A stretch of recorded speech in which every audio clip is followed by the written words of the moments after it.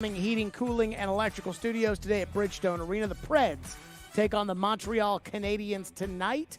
That game is at 7 o'clock. And we have got a show for you today. Let me say this.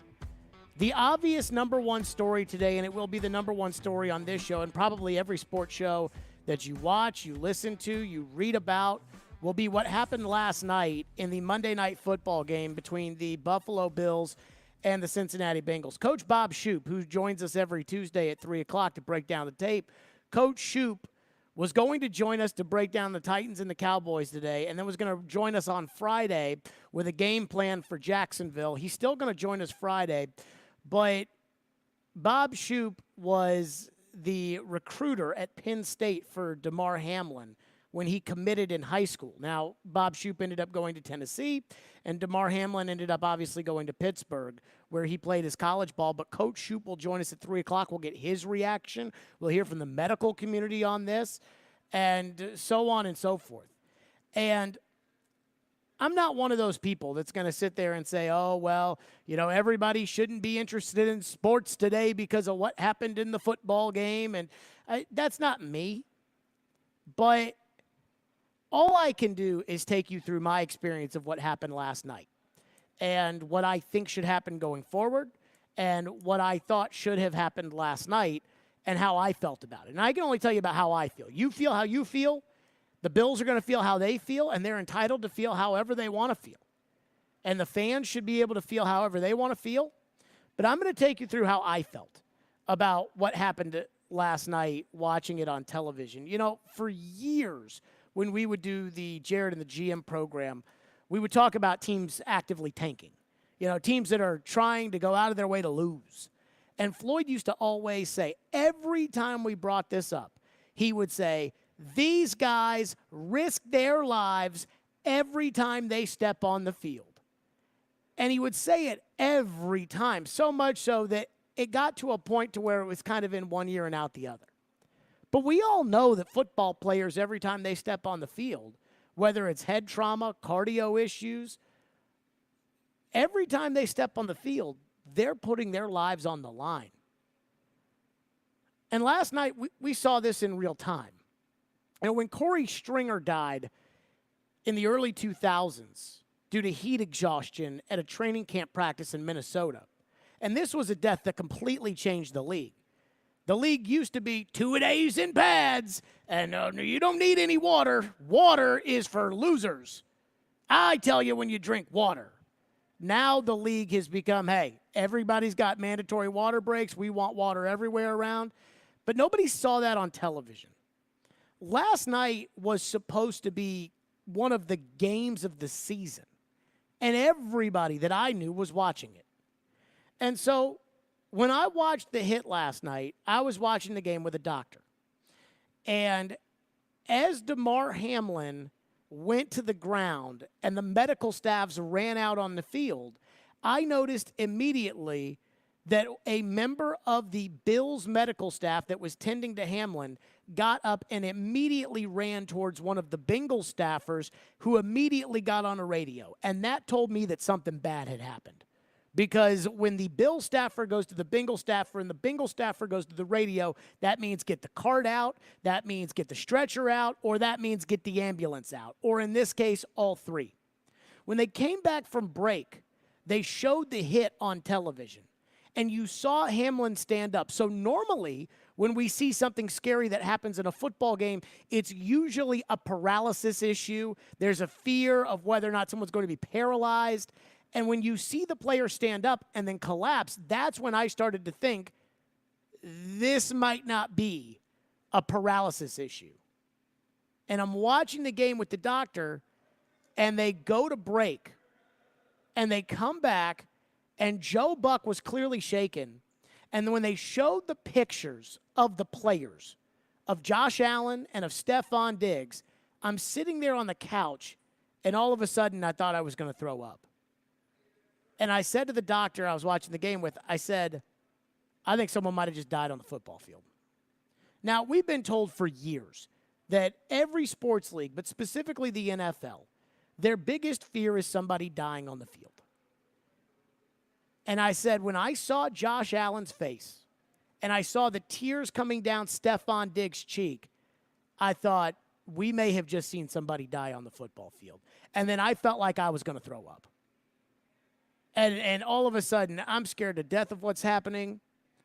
When Joe Buck said that they were administering CPR on the field, that's when we knew then that it was a cardiac issue. The doctor I was with at that point started talking, I think it's comatose cordis, that started talking about how in sports, there's a certain arrhythmia that if there's blunt force trauma to the chest at just the right time, it can stop the heart. In fact, I had heard about that as a kid because I played baseball. And so I had heard about that if a pitch hit the catcher right in the chest protector at just the wrong time, it could literally stop the heart. I think I've heard about that in lacrosse too. And all of a sudden, I started watching the game and I thought to myself right then and there, I go, we can't play this game. And this game of the season that I was so incredibly excited to watch, and I know a lot of you all were incredibly excited to watch, this game of the season, it just, at that point, looking at the players, I said, they can't play this game. Looking at the coach, Sean McDermott, I'm like, he can't coach this game. And so what really hit me was watching the players, and they're all on their knees, and they're all praying together with Buffalo, and you see the concern from the Cincinnati players, and then I had texted somebody, and I had said, let's call it a tie and move on. You know, let's just, hey, whatever you want, call it a tie, time to move on. And then Joe Buck says we're going to have 5 minutes to warm up and play. And I thought to myself, they got to be crazy thinking about going out there with 5 minutes to play. But I knew that we couldn't play this game when I saw Joe Burrow warming up throwing a football. Joe Burrow, and I have the utmost amount of respect for everybody on that football field, but Joe Burrow might be the most unflappable player in the NFL. He might be the coolest, calmest customer that we have seen in the last 5-6 years. I mean, he's got Joe Montana level coolness. And when you saw Joe Burrow's eyes throwing the football last night in this 5-minute trying to warm up period, I saw Joe Burrow's eyes and I thought they can't play. If this is how Joe Burrow is, they can't play. If they don't know how Demar Hamlin is, they can't play. And as soon as they showed Burrow, it wasn't long after that Zach Taylor started walking across the field. Now, I don't know who initiated the, hey, we can't play. I thought it was Taylor because McDermott was on the sideline talking with a couple of the referees, and then Taylor walked across the way. Now, it may have been the referees on the other side that told Taylor to go over there, but whatever happened, those coaches were like, we cannot play this game. And I'm not going to go crazy on the league, even though I think they lied about it last night when they said that there wasn't a 5-minute warm-up period. They don't know where anybody got that from. They didn't hear about that. They don't know how. I mean, Joe Buck said it on the broadcast. Joe Buck got it from John Perry, the referee. John Perry, the referee in the booth, apparently was in communication all night with the league office, which probably tells us how that sausage is made, by the way. But clearly the league office said we're going to try to go in 5 minutes. I'm going to give them grace. This has never happened before. We've never seen this before. And all I could think about was I just wanted to know how Demar Hamlin was and how he was going to be. I'll be honest with you guys. Before last night, I had never heard of Demar Hamlin. I didn't know about this kid from Pittsburgh who got put into the starting lineup because Micah Hyde got hurt in the Titans game in week 2. I didn't know about the charity that he does running kids camps and toy drives and daycares, and I didn't know about any of that. I didn't know anything about him. And as I'm sitting there on my couch, all I could think about was this kid going to be okay? And because I was watching the game with the doctor told me, you're not going to know. you hope to not know tonight.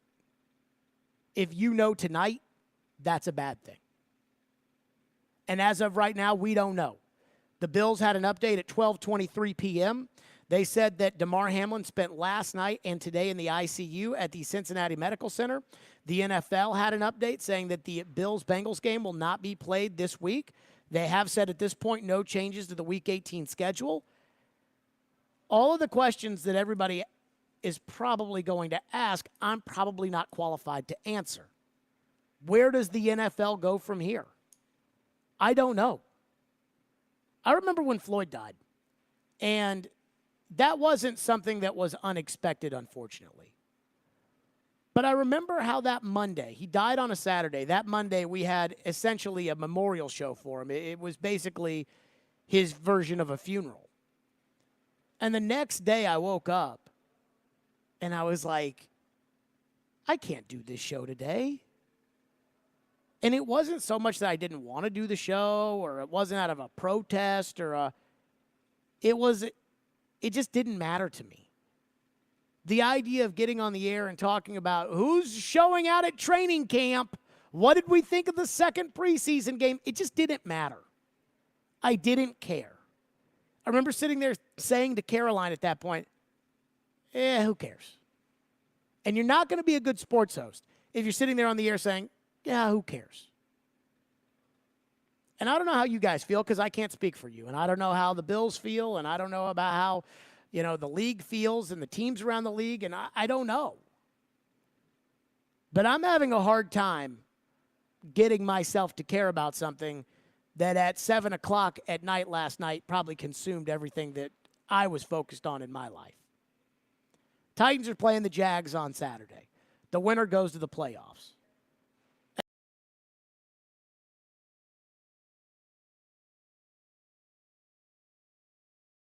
And there's who cares?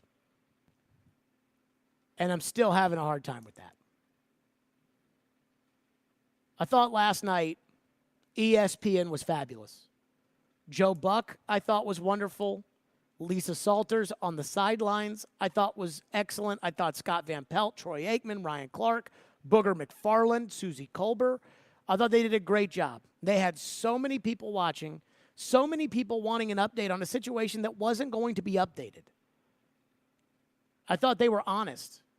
And I appreciate Booger McFarland last night, before the NFL had decided to postpone the game, on an official league broadcast, getting up and saying, we need to postpone this game. I appreciate him saying that because normally the league only wants to hear pro-league things and things the league wants said in a league broadcast. I was impressed with that from Booger McFarland. Thought last night I was really impressed with the Bengals. And I was impressed with the Bengals fans. You didn't see any booing or anybody upset when they decided they were going to postpone the game, which was the right call. But as far as the NFL, I'm never going to stop loving football. You all know me. I love football. People ask me what my favorite sport is, and I'm like, that's really hard because I grew up such a big baseball fan, and I love individual teams, and I worked in college basketball. And yet, there is nothing like a good NFL game late in the year. And I'll always love football. But right now, I just have a hard time caring about it after what we all watched last night. I can't tell you what your experience was or how you should feel. I can't tell you how the Bills should feel. I can't tell you how the Bengals should feel. I can only tell you how I felt last night. And that was it.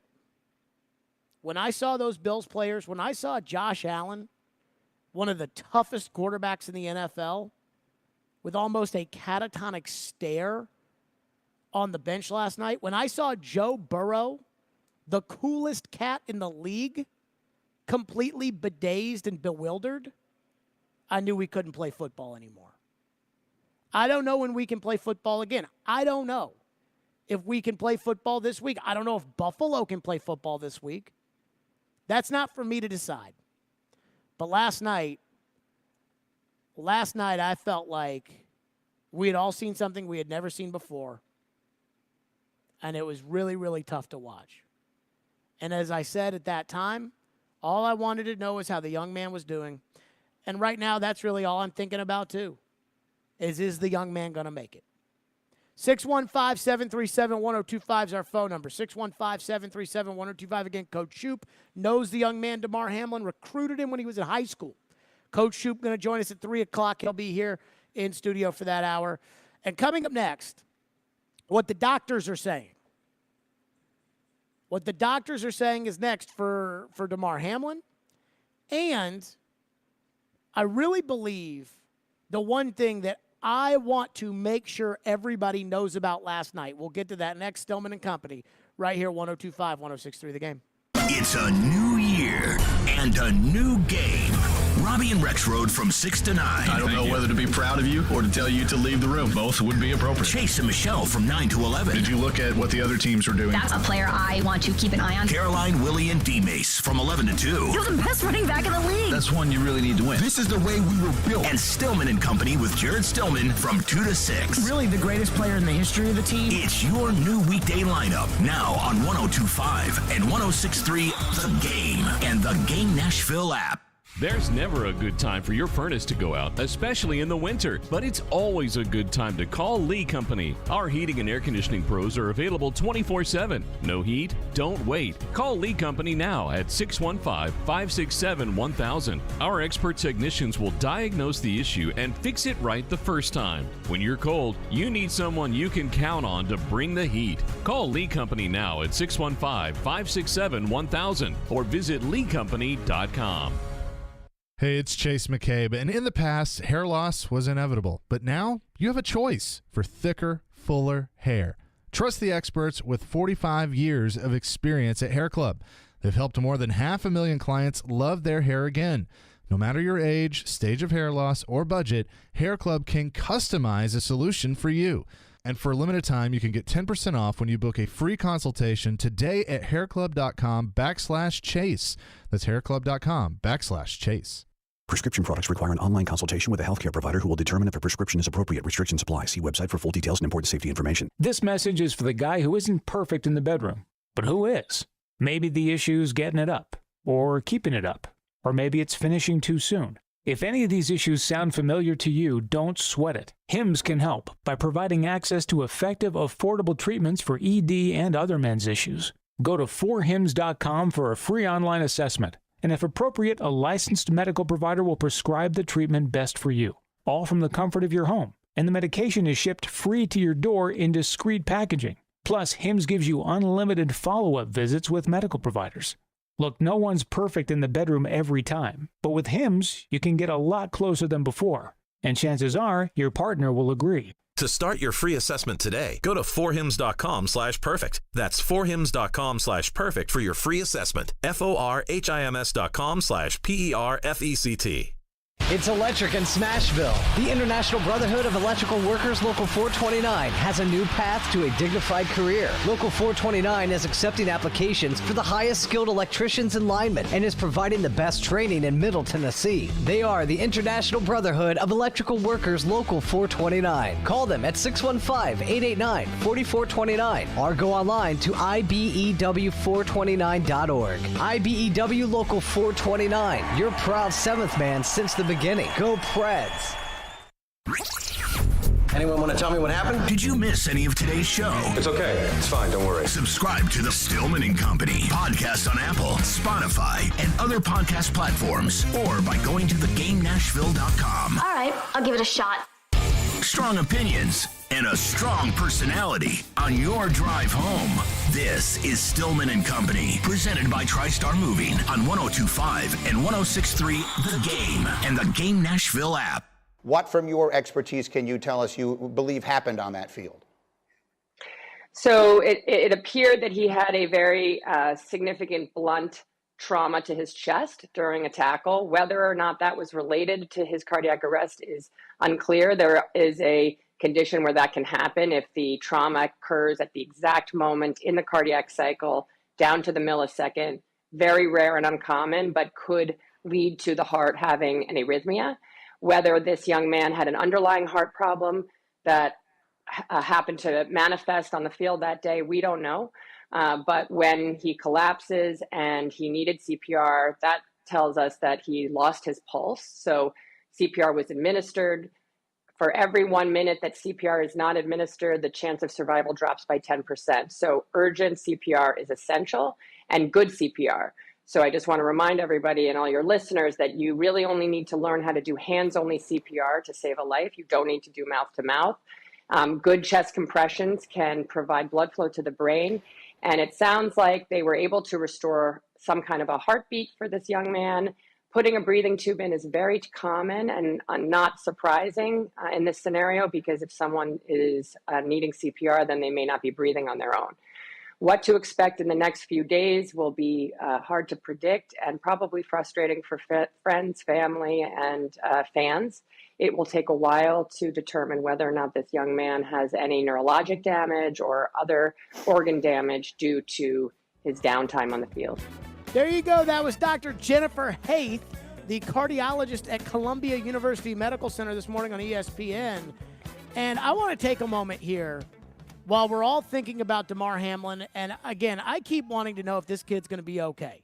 And they keep giving us updates, but the updates are we don't have a lot of updates. And you heard right there what she said. And I actually talked to a doctor about the process of recovering from a cardio incident at this level, which I'll get to in a second. But I do want to just mention, while we're at this juncture, when COVID was canceling a lot of sports around the world, and there was this start to return to talk about, can we get back to playing?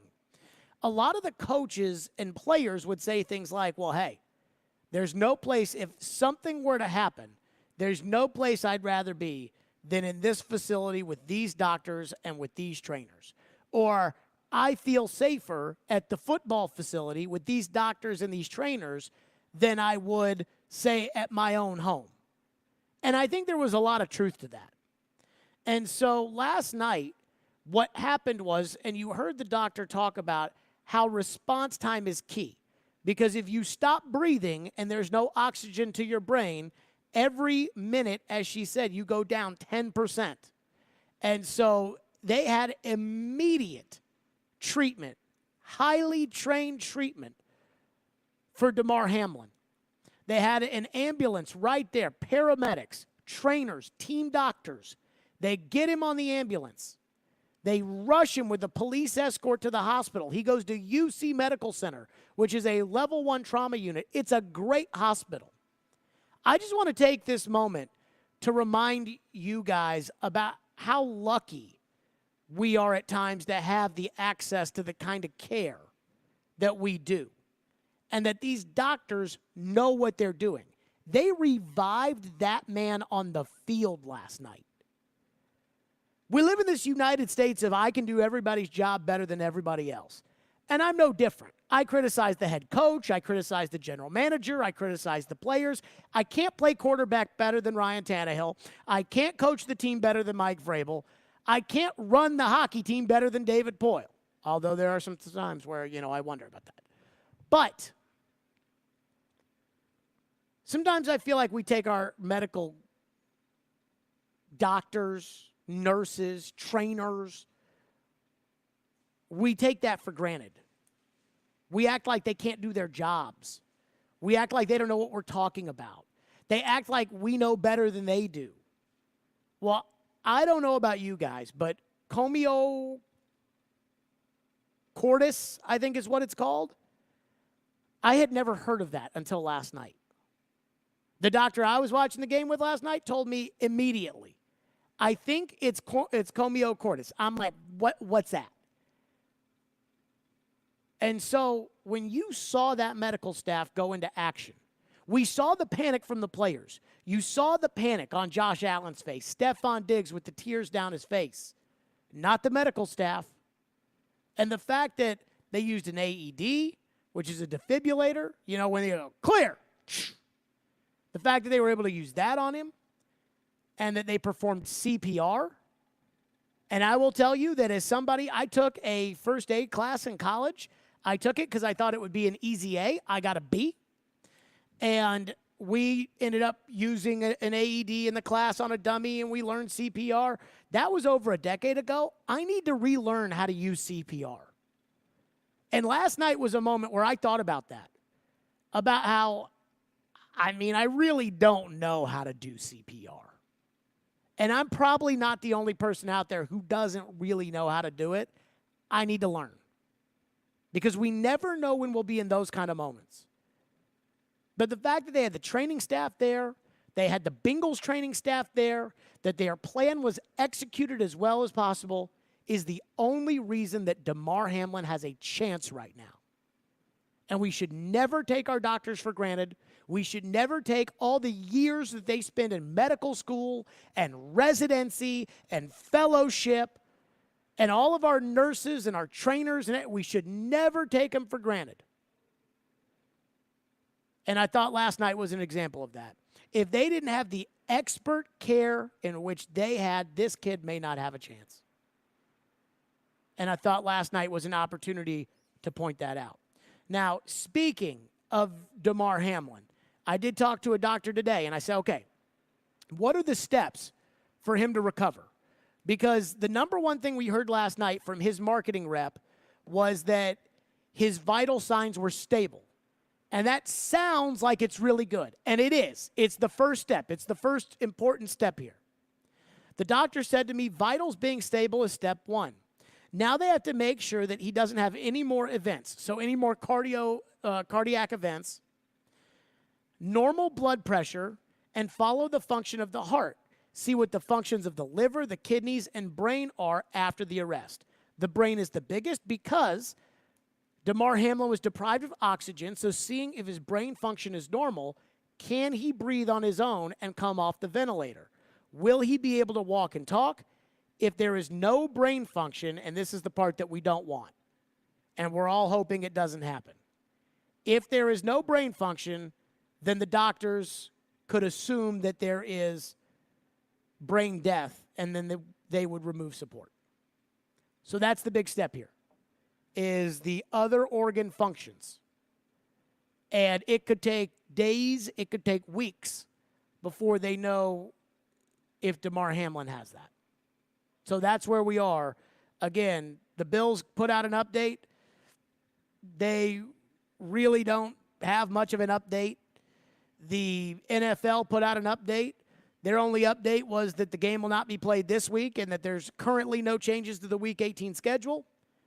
But this doesn't feel like something that we'll know within the next 10, 15 minutes, which I know everybody wants to know. And I know everybody wants to hear that Demar Hamlin is healthy. That we will not know. 615-737-1025 is our phone number, 615-737-1025. There was a lot of reaction last night when this happened. And one guy in particular shot off. And boy, were people upset. But that's not really who I'm disappointed in. There is one media member who I am disappointed in. We'll get to that coming up for their reaction to this. Stillman and Company, 102.5, 106.3, The Game. Want a chance to win tickets to an upcoming Preds game? Yes! Tune in to Robbie and Rexroad every weekday Preds game day at 8:45 for Preds Pick to Click. Guess a goal scorer and win. I will take Roman Yossi. Matt Duchesne. Pick to Click is brought to you by TJ Anderson Homes of Benchmark Realty. Visit tjandersonhomes.com to see why they are referred so often. And by Superbook Sports, voted #1 sportsbook in Vegas. Download their app today. Preds Pick to Click. We are 102.5 and 106.3 The Game. Hey, Robbie Stanley here. Now's the perfect time to download FanDuel, America's #1 sportsbook, because right now new customers get a no-sweat first bet up to $1,000. That's free bets back if your first bet doesn't win. All you have to do is sign up with promo code ROB. A big one between the Titans and the Jags to decide the AFC South. I'll take the Titans plus the points in this matchup, and I'll also go with Derrick Henry as an anytime touchdown scorer. But you can take it any way you want to take it. Just make sure you do it on FanDuel Sportsbook on an app that's safe, secure, and super easy to use. They've got great live betting options every single day, and when you win, you get your winnings quickly. So sign up today with promo code ROB for your no-sweat first bet. Once again, that promo code is ROB. Make every moment matter this season with FanDuel, official sportsbook partner of the NFL. Must be 21 or older and present in Tennessee. First online real money wager only. Refund issued as non-withdrawable free bets that expire in 14 days. Restrictions apply. See terms at sportsbook.fanduel.com. Got a gambling problem? Call Tennessee Redline at 1-800-889-9789. Now is a fantastic time to sell in Nashville, but you can't do it without the intel. And no one has better intel than the Gary Ashton team. You may be wondering, what is this intel I keep hearing about? Intel so you can sell your home without any staging or showings. Intel on where to find your next home so you can sell your current one while the market's hot. Intel that helps you win the buyer battle and cash in on your home equity now. Everyone else is getting the same information and competing for the same properties. GaryAshton.com gives you the edge with the best real estate intel in Nashville. No one else even comes close. Plus, the Gary Ashton team is the official real estate agent for the Preds. Get the confidence to sell your home and find your dream address without the stress. Call the Gary Ashton team with RE/MAX Advantage today at 615-301-1650 or visit GaryAshton.com. And remember, don't sell without the intel.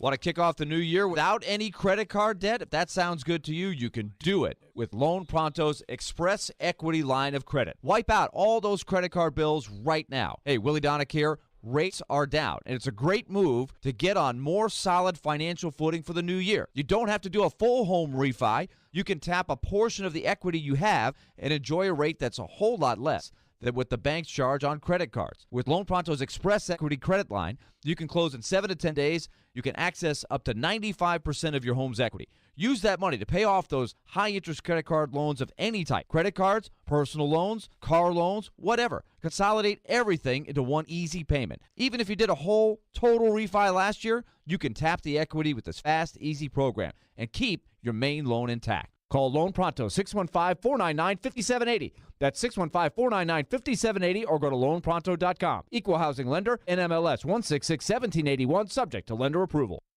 On the Wednesday edition of Chase and Michelle, we'll be joined by Predators forward Ryan Johansson at 9:30 as he reacts to the Preds taking on Montreal. Plus, we'll continue to get you set for a winner-take-all matchup between the Titans and the Jags this Saturday. All the fun begins at 9 right here on 102.5, 106.3 The Game. Hey, this is Matthias Ekholm. You're listening to Nashville's best sports talk, ESPN 102.5 The Game. Everybody reacted on social media, which is the way that the world works right now, and it was almost as if everybody came together pulling for and praying for Demar Hamlin and just hoping that he's going to be okay here. That is where we all are. That was Adam Schefter earlier today. And as soon as we realized this wasn't the standard injury that we see in sports, you know the injury I'm talking about. Guys down, they bring out the stretcher, everybody's holding their breath, they put the guy on the stretcher, they wheel the guy, and all of a sudden he gives a thumbs up, and the whole stadium gets up and cheers, and then we give it about 4 seconds, and then we're right back to football.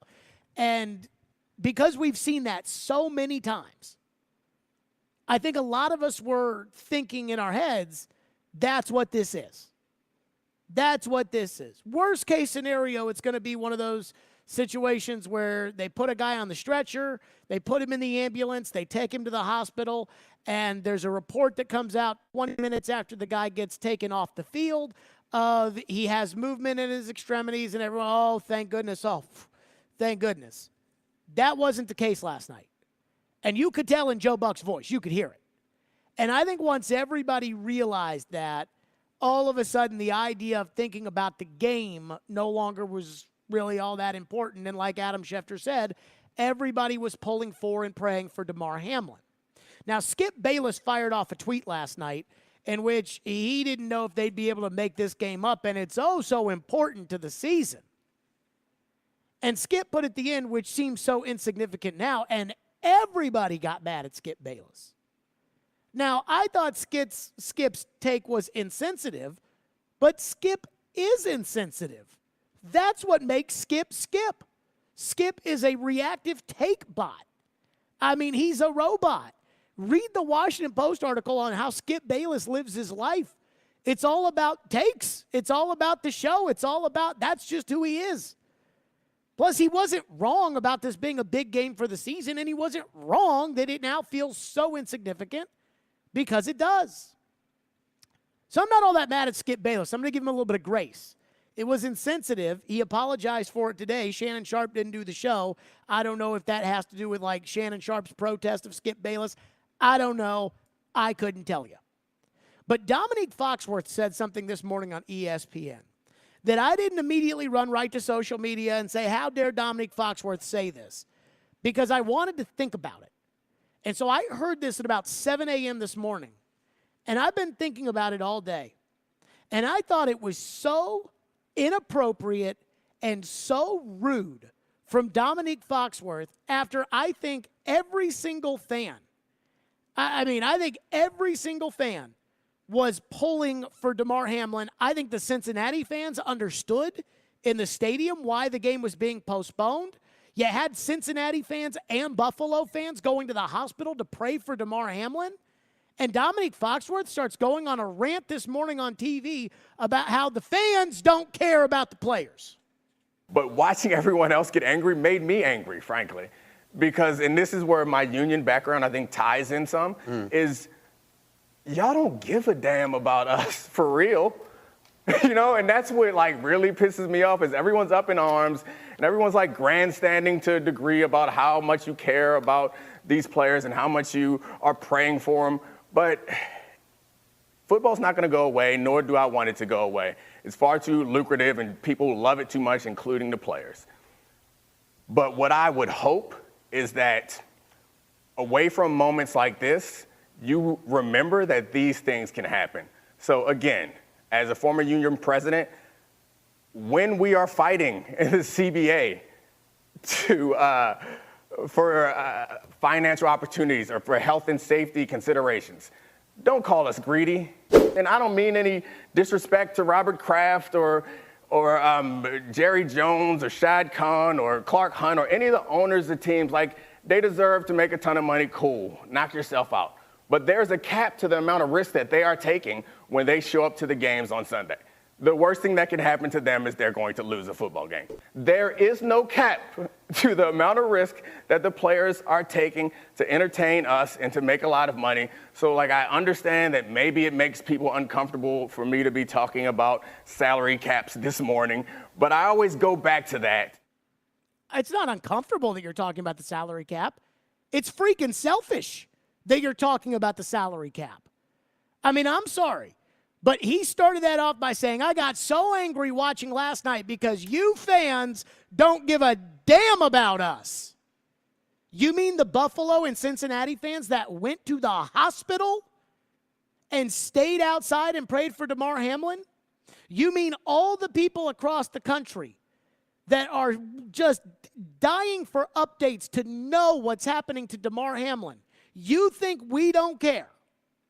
You think the fans last night, I'm sorry, did I miss the protest of the people that wanted them to play the game?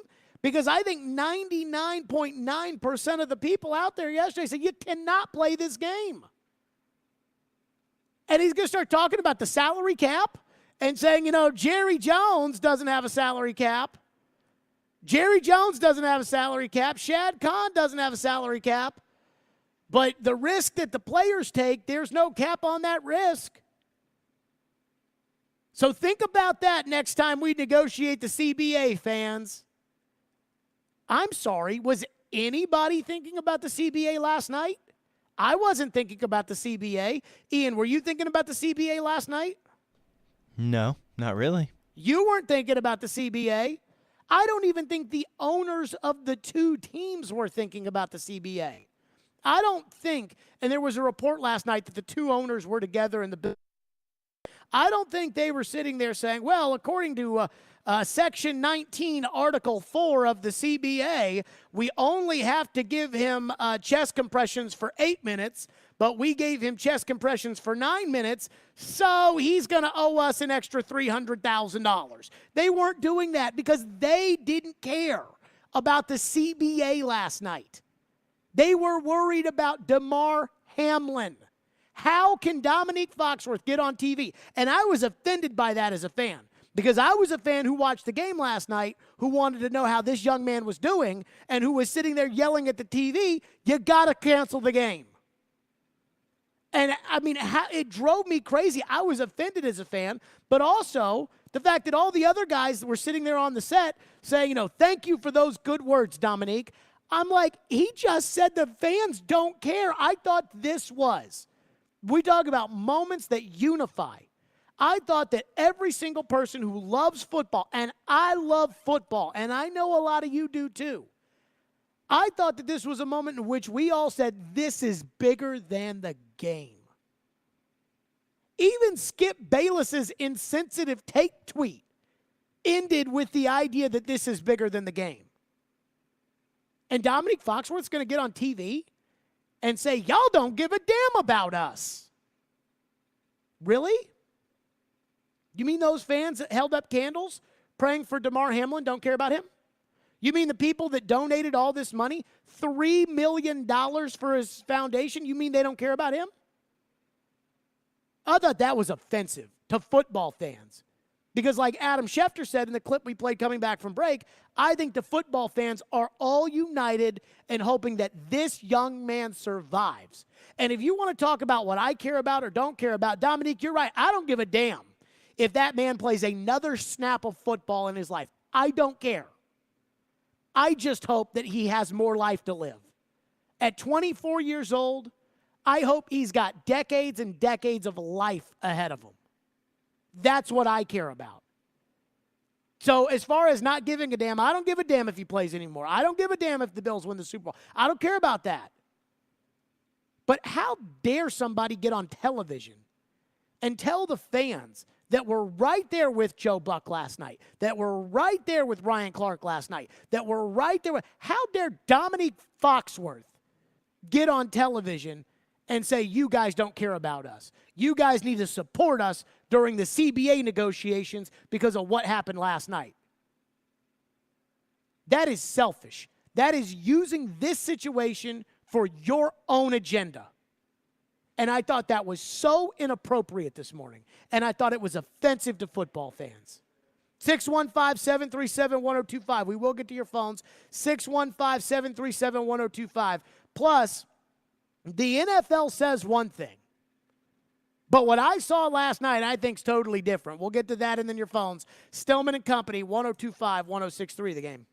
Want the latest on college football and Nashville sports? He looks like 1,000 quarterbacks I've seen in a college game. Join Outkick 360's Chad Withrow every Friday at 5 with Stillman and Company. The coaching staff kept him and got rid of the other guy. He'll bring opinions and charisma for a full half hour every week. If he's so great in the locker room, then give him a coaching gig. Chad Withrow is presented by Two Rivers Ford. Custom order your new Ford from Two Rivers Ford on 102.5 and 106.3 The Game and the Game Nashville app. Prescription products require an online consultation with a healthcare provider who will determine if a prescription is appropriate. Restrictions apply. See website for full details and important safety information. This message is for the guy who isn't perfect in the bedroom, but who is.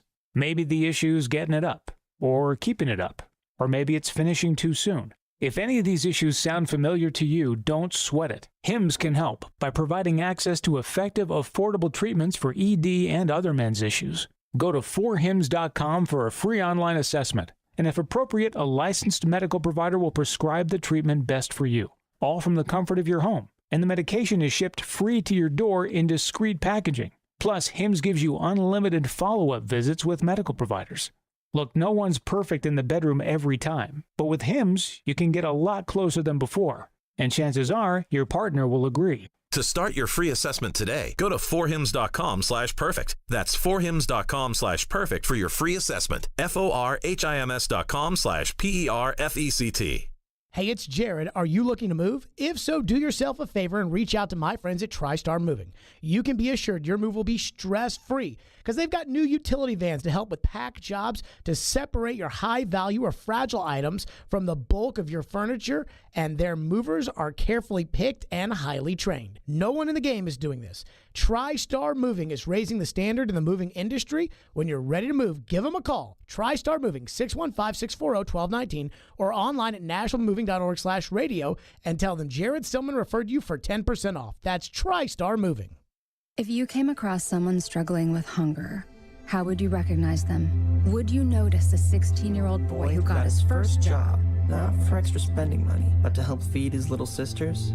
Or a mother who's in between jobs and sometimes goes to bed hungry so her kids can have dinner? I am the 1 in 8 Americans who struggle with hunger. I am hunger in America. Hunger can be hard to recognize. Learn why at IamHungerInAmerica.org. Brought to you by Feeding America and the Ad Council. One is smart. This has just been a constant trend for this team. One is funny. That's right. Funny looking, maybe.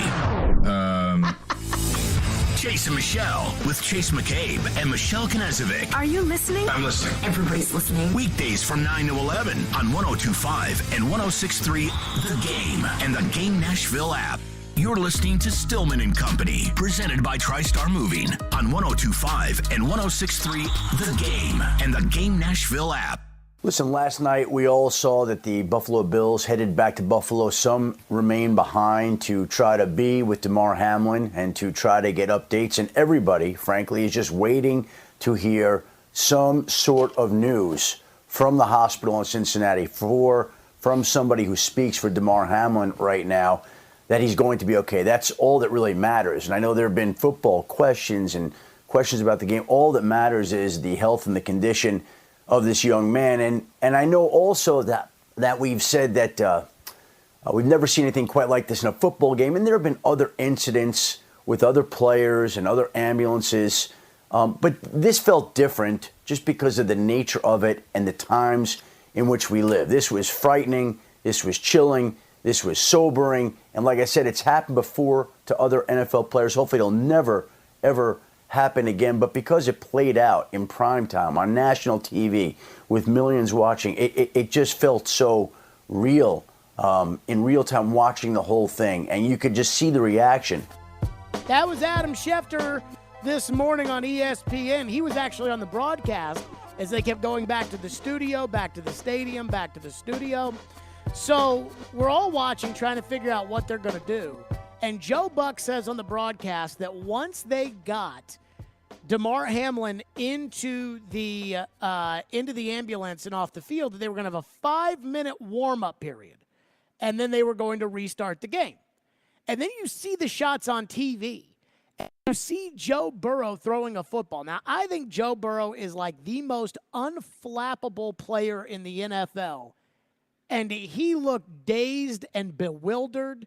And, I mean, he just looked so out of it.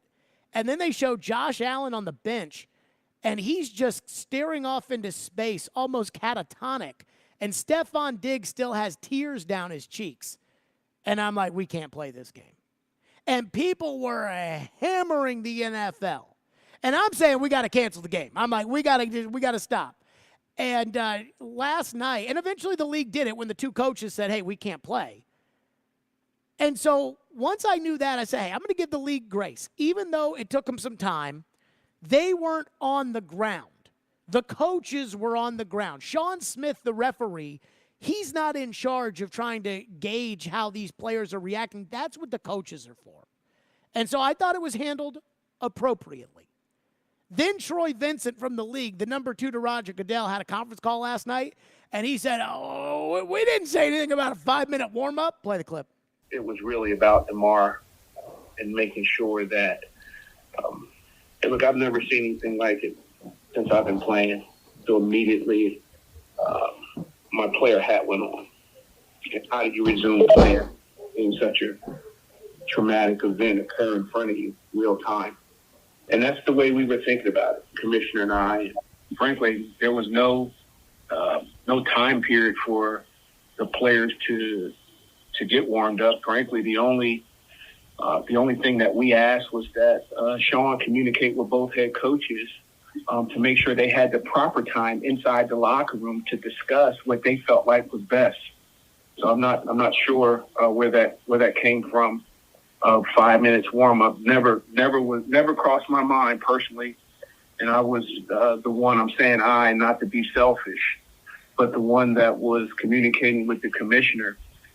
We never, frankly, it never crossed our mind to talk about warming up to resume play. That's ridiculous. That's insensitive. And that's not a place that we should ever be in. I don't know where that came from, that 5-minute warm-up period. Well, let me ask you a question. You think Joe Buck made it up himself? You think Joe Buck just decided on the TV broadcast, well, I think it's going to be 5 minutes and then they're going to play? No. You think John Perry, the a referee analyst in the booth with Joe and Troy, who apparently we found out last night is in constant communication with the league office, you think John Perry just made that up? No. You think Sean Smith, the referee, the white hat, got with all the other referees and said, what do you think? You think we should play? Sure, let's give it 5 minutes. No. This is what I think happened. And you can't tell me that the league wasn't thinking about restarting the game, or there wasn't talk about a 5-minute warm-up period, or as Troy Vincent just said right there on that conference call, I'm offended that somebody would even think that we would do something like that. Why was Joe Burrow throwing the football? He was warming up. What we saw Joe Burrow doing, Stephon Diggs tried to fire the team up last night. Poor guy. This is what happened. The NFL thought this situation was similar to the other situations that we have seen and we see a handful of times during the season. It's scary, it's unfortunate, but it happened in week 2 right before halftime when the Titans were playing the Bills on Monday Night Football, and Drake Jackson, a defensive back, ran into the linebacker and his head and neck went backwards, and they had to bring out the stretcher and bring it and take him out in an ambulance and take him to the hospital, and then we resumed play. The NFL thought that this is what that was. What the NFL didn't know, and they shouldn't have known this, because Troy Vincent wasn't there, and because Roger Goodell wasn't there, and even the referees who are monitoring the situation, they're not over there looking in and seeing the 9 minutes of CPR with which they're giving to the player. So they thought this was just a standard stretcher, ambulance off the field, let's play ball. I was talking with a doctor last night who told me that CPR, when you actually see it, especially to someone that you know, can be incredibly traumatic. I talked to another doctor who told me that the way that they train residents when it comes to CPR in the hospital is don't worry about being too hard, because the person is technically dead.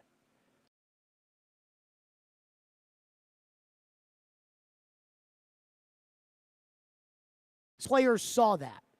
And that's why Josh Allen had his hands over his face in complete disbelief. Stephon Diggs was going crazy on the sidelines. And I think the NFL should have, I got to imagine Roger Goodell's watching Monday Night Football every Monday night. It's kind of his job. At that point, the NFL should have said, hey, we got to cancel this game. So they screwed up a little bit. Fine. I was listening to Eric Wood, the former Bills center. He's now the radio color analyst for the Bills.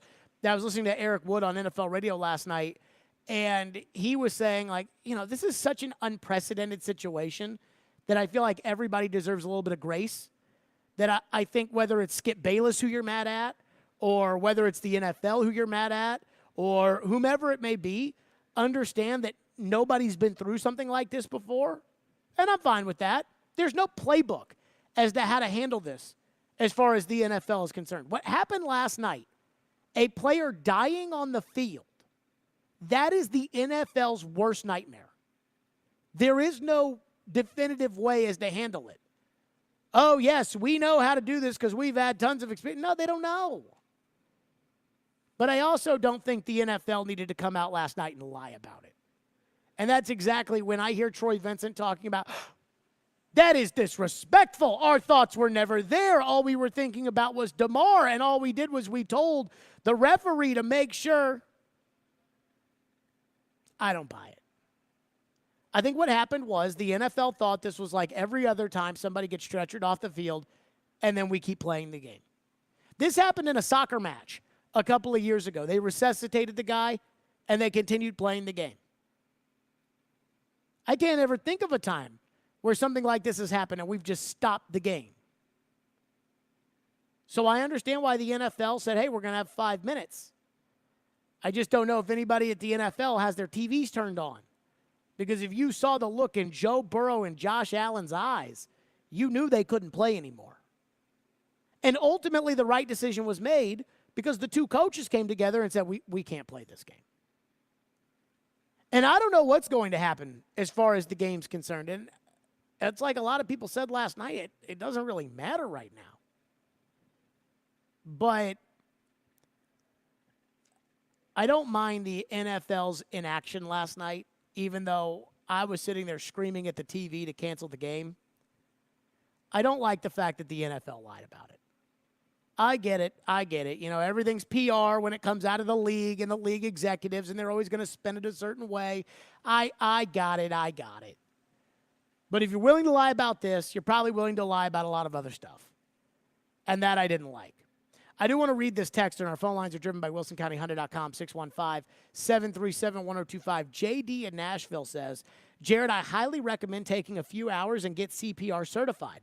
As a CVICU and cath lab nurse, I've seen multiple people who have made it to us in the hospital and were saved only because a friend or family member started CPR immediately. Also, it's pronounced commotio cordis. And so that is, I think it's worth reading that text out because I think the texter's right. I think I probably do need to get certified in CPR. As I said, I don't know how to do CPR. I took a first aid class 12 years ago. I remember pumping the chest of the dummy. But, I mean, I have an idea of how to do it, but I wouldn't say that I feel confident in that. 615-737-1025 is the phone number, 615-737-1025. Boy, a lot of people are mad in this text line about Dominique Foxworth's comments. Coach Bob Shoop will join us. Coach Shoop, unlike a lot of us, I had never heard of Demar Hamlin until last night. Coach Shoop recruited Demar Hamlin when he was the defensive coordinator at Penn State. We'll get to that coming up next. Stillman and Company, live from Bridgestone Arena. Play silly underdog picks today. Pick 3 football underdog teams you think will win for your chance to win great prizes. Play now at theGameNashville.com or the 102.5 The Game app. Silly Underdog Picks is presented by Volunteer Hose and Gasket and Superbook Sports. Voted the #1 sportsbook in Vegas. Download their app today. You watch the game. We talk the game. The college football playoff rankings. Tennessee, the #1 team in the country. We are the game. Nashville's best sports talk. 102.5 and 106.3 The Game and the Game Nashville app. ElectronicExpress.com. We make it happen. When Smashville wants to rock.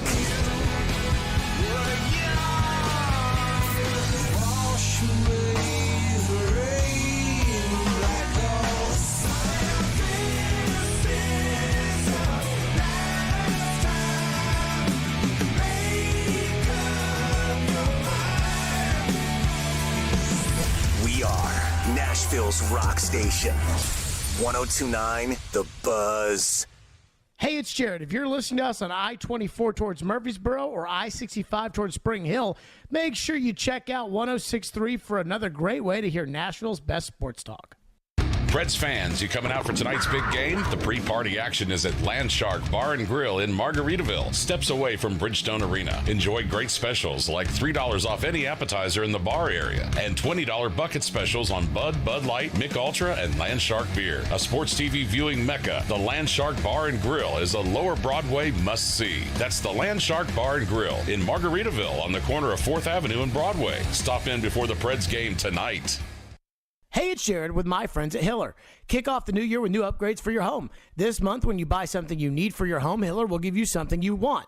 Pick your prize. Get a free 55-inch TV, Apple iPad, Solo Stove, or Nintendo Switch when you purchase new whole home generators or select new HVAC systems. Or a free 55-inch TV, Nintendo Switch, or Solo Stove when you upgrade to a new tankless water heater. There's no better time to take care of necessary home replacements, so call Hiller. That's Hiller Plumbing, Heating, Cooling, and Electrical. Call the Happy Face Truck today. Your Game Center update. This Game Center update is brought to you by the law offices of Amanda J. Gentry. We begin on the latest with Buffalo Bills safety Demar Hamlin after he suffered a cardiac episode on the field during Monday Night Football last night. Per the Bills, Hamlin spent the night in the intensive care unit and remains there today in critical condition at the University of Cincinnati Medical Center. We will keep you updated with the latest news. The Nashville Predators are back on the ice tonight. They'll look to get back on the winning track versus Montreal after losing to Vegas on Saturday.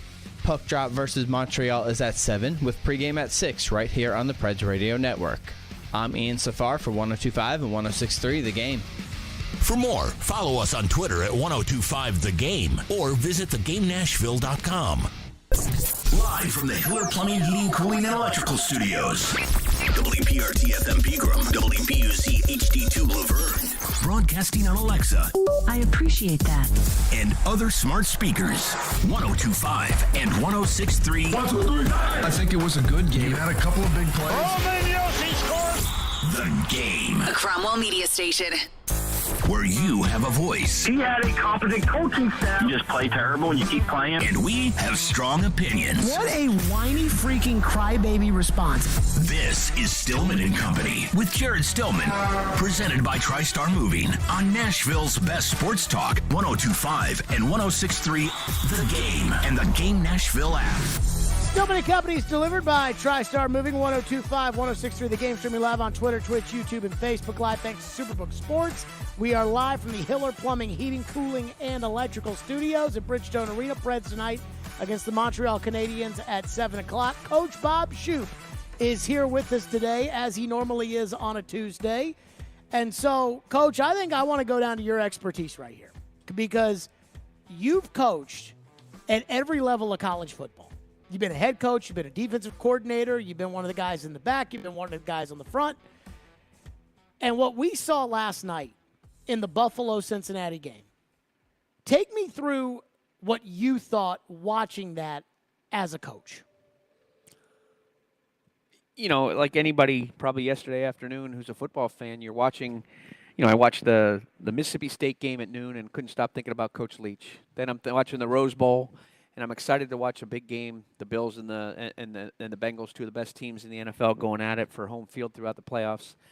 And I've been fortunate in my career to have coached a number of players on each NFL team. One of the players that I coached is the safety coach for the Bengals. Sean McDermott, the head coach of the Bills, is a great friend. So you watch and you're like, I'm watching for these people and for these particular moments. And Demar Hamlin and I had a relationship since 2014 when I was the defensive coordinator at Penn State. And Demar was one of the top corners out of Pittsburgh, Pennsylvania, Pittsburgh Central Catholic. And he and I developed a great relationship. And, you know, when I see Demar play, he transitioned at some point for the Buffalo team to a safety position. And, you know, when I watch him, I think of our experiences. I think of my home visit with he and his mom and dad and younger siblings. I think about sitting in the press box at Beaver Stadium at Penn State, having a steak sandwich, you know, talking about, you know, two Pittsburgh guys, you know, in our experience at Penn State. And when I left Penn State and went to Tennessee, he was never committed to Penn State, but that's when he chose to go to Pitt. And, you know, when I saw that happen last night, I saw the tackle, and, you know, I thought, oh, you know, it was a crazy hit. He's a little high on the tackle and certainly struck in the chest cavity. And then the moments after that, when you see the player collapse to the ground, like I said, nothing prepares you for that moment as a coach, as a football fan, as the teammate, any of those things. And you just hit it on the head in the last segment. You know, I think that's understandable. I mean, that was uncharted territory for everybody involved right there, for Sean McDermott, for Zach Taylor, for the owners and the front office people of the teams, for the referees, for the game management crew, for the NFL in general. And it was scary, because, you know, you see a guy and you go, oh, geez, he hurt his shoulder there. Oh, look at his knee bend backwards. And that's uncomfortable to watch. But to see a player collapse backwards and not understand the science or what's going on right there, and then you hear, you know, the announcer sharing, oh, they've brought they're doing chest bump. They're doing the compressions on the chest. They're giving him CPR. They've brought out the AED. There comes the ambulance. I mean, in all my years of coaching football, I mean, I know we've had tragedy on the field before, but I've never seen anything quite like that. And it was very, very scary. And candidly, I mean, I can't say since that moment that I've stopped thinking about Demar in any way, shape, or form. And not just he, but his family and his teammates and everybody involved in the Buffalo Bills organization, because I have a lot of friends in that organization. What do you make of, as a coach, being in situations? Now, I'm sure you've been out there where the carts come out or where someone's had to go to the hospital for observation. Is there something in your brain that clicks on when your team is going through something like that? Because I looked at Sean McDermott last night, and I'm talking about, with these players and how they're going to play. I was looking at Sean McDermott thinking, how's this guy going to coach? And we sit there and we say, we almost look at the coaches like they're the adults in the room, like they're the ones that are supposed to always be steady and always. And I don't even know if a coach is prepared for something like that. Sean McDermott is one of the finest people I know in this profession. I was defense coordinator at William & Mary for 4 seasons, and Sean played at William & Mary. Not while I was coaching, but that's how we started our relationship. He's a great defensive mind, and he and I have gotten together in the offseason a lot of times to talk football and to talk strategy and just to continue to get to know each other. He's more than just – I would consider a personal friend. And to watch both he and Coach Zach Taylor last night manage that situation like they did was amazing. Two men coming together, 2 organizations coming together, the whole league coming together to make what ultimately was a disastrous situation, make the best out of what was a horrendous situation. And for anybody, saying, I don't know, I don't think I've ever seen a group of people, football fans, Twitter, social media, come together to support an individual like I have observed in the last 14, 15 hours, people supporting Demar, and deservedly so. His generosity, both in the Western Pennsylvania area and now obviously with the things he's doing with his toy drive in Western New York. And not only is he's a tremendous athlete, but he's a fine person and an incredible teammate. So just watching Sean and watching Zach, I think that's what you talk about when you talk about leadership. And everybody talks about, it's easy to criticize the coach, the offensive coordinator, because he made a bad play call, or the head coach because he didn't manage the clock correctly. But that's what being a leader in those stressful moments is all about. And I thought when Coach Taylor walked across the field and embraced Sean, and they talked a little bit, and you could just tell what was kind of going on without hearing the actual words. Hey, man, we can't do this. Let's get off the field. Let's manage our team. Let's talk to our guys. Let's get our emotions in check. Let's see how Demar is, and let's move forward. And it was clearly bigger than the result of a one football game.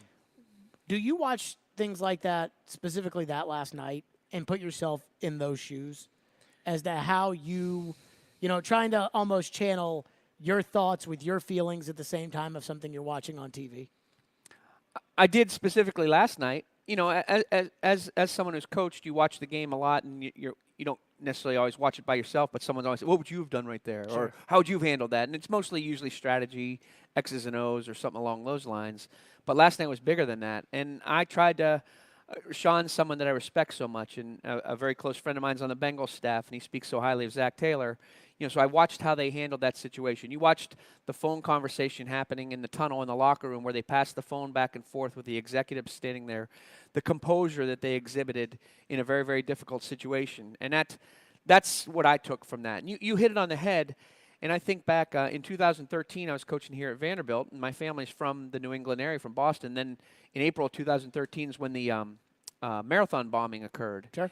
And I remember just following that closely because I was fascinated. And just, you said it perfectly, the doctors in the trauma unit, that's game day to them. And they just don't panic. They have ice water in their veins, and they're very matter-of-fact about things. And I thought that's the way the first responders, the stadium attendants, whoever, the Bills and the Bengals training staffs and medical staffs, they operated last night with tremendous proficiency, and hopefully they've put Demar in a situation where he could fight and continue to win that battle. So I actually was there when that happened at the marathon bombing in Boston, and I was working in New Hampshire at the time, but I was covering the Red Sox game that day. They play at 10 a.m. because it's Patriots Day. Sure. And so I was actually walking back. They had beaten the Rays in the bottom of the ninth inning, and I was walking back to the subway station, and we heard the blasts go off. We thought they were fireworks for the marathon. And to your point about everybody sprinting into action, I'm driving back out of Boston towards New Hampshire, and I'm just now hearing the radio reports as to what actually happened. And I just see all these state troopers coming in from New Hampshire going towards Massachusetts into Boston.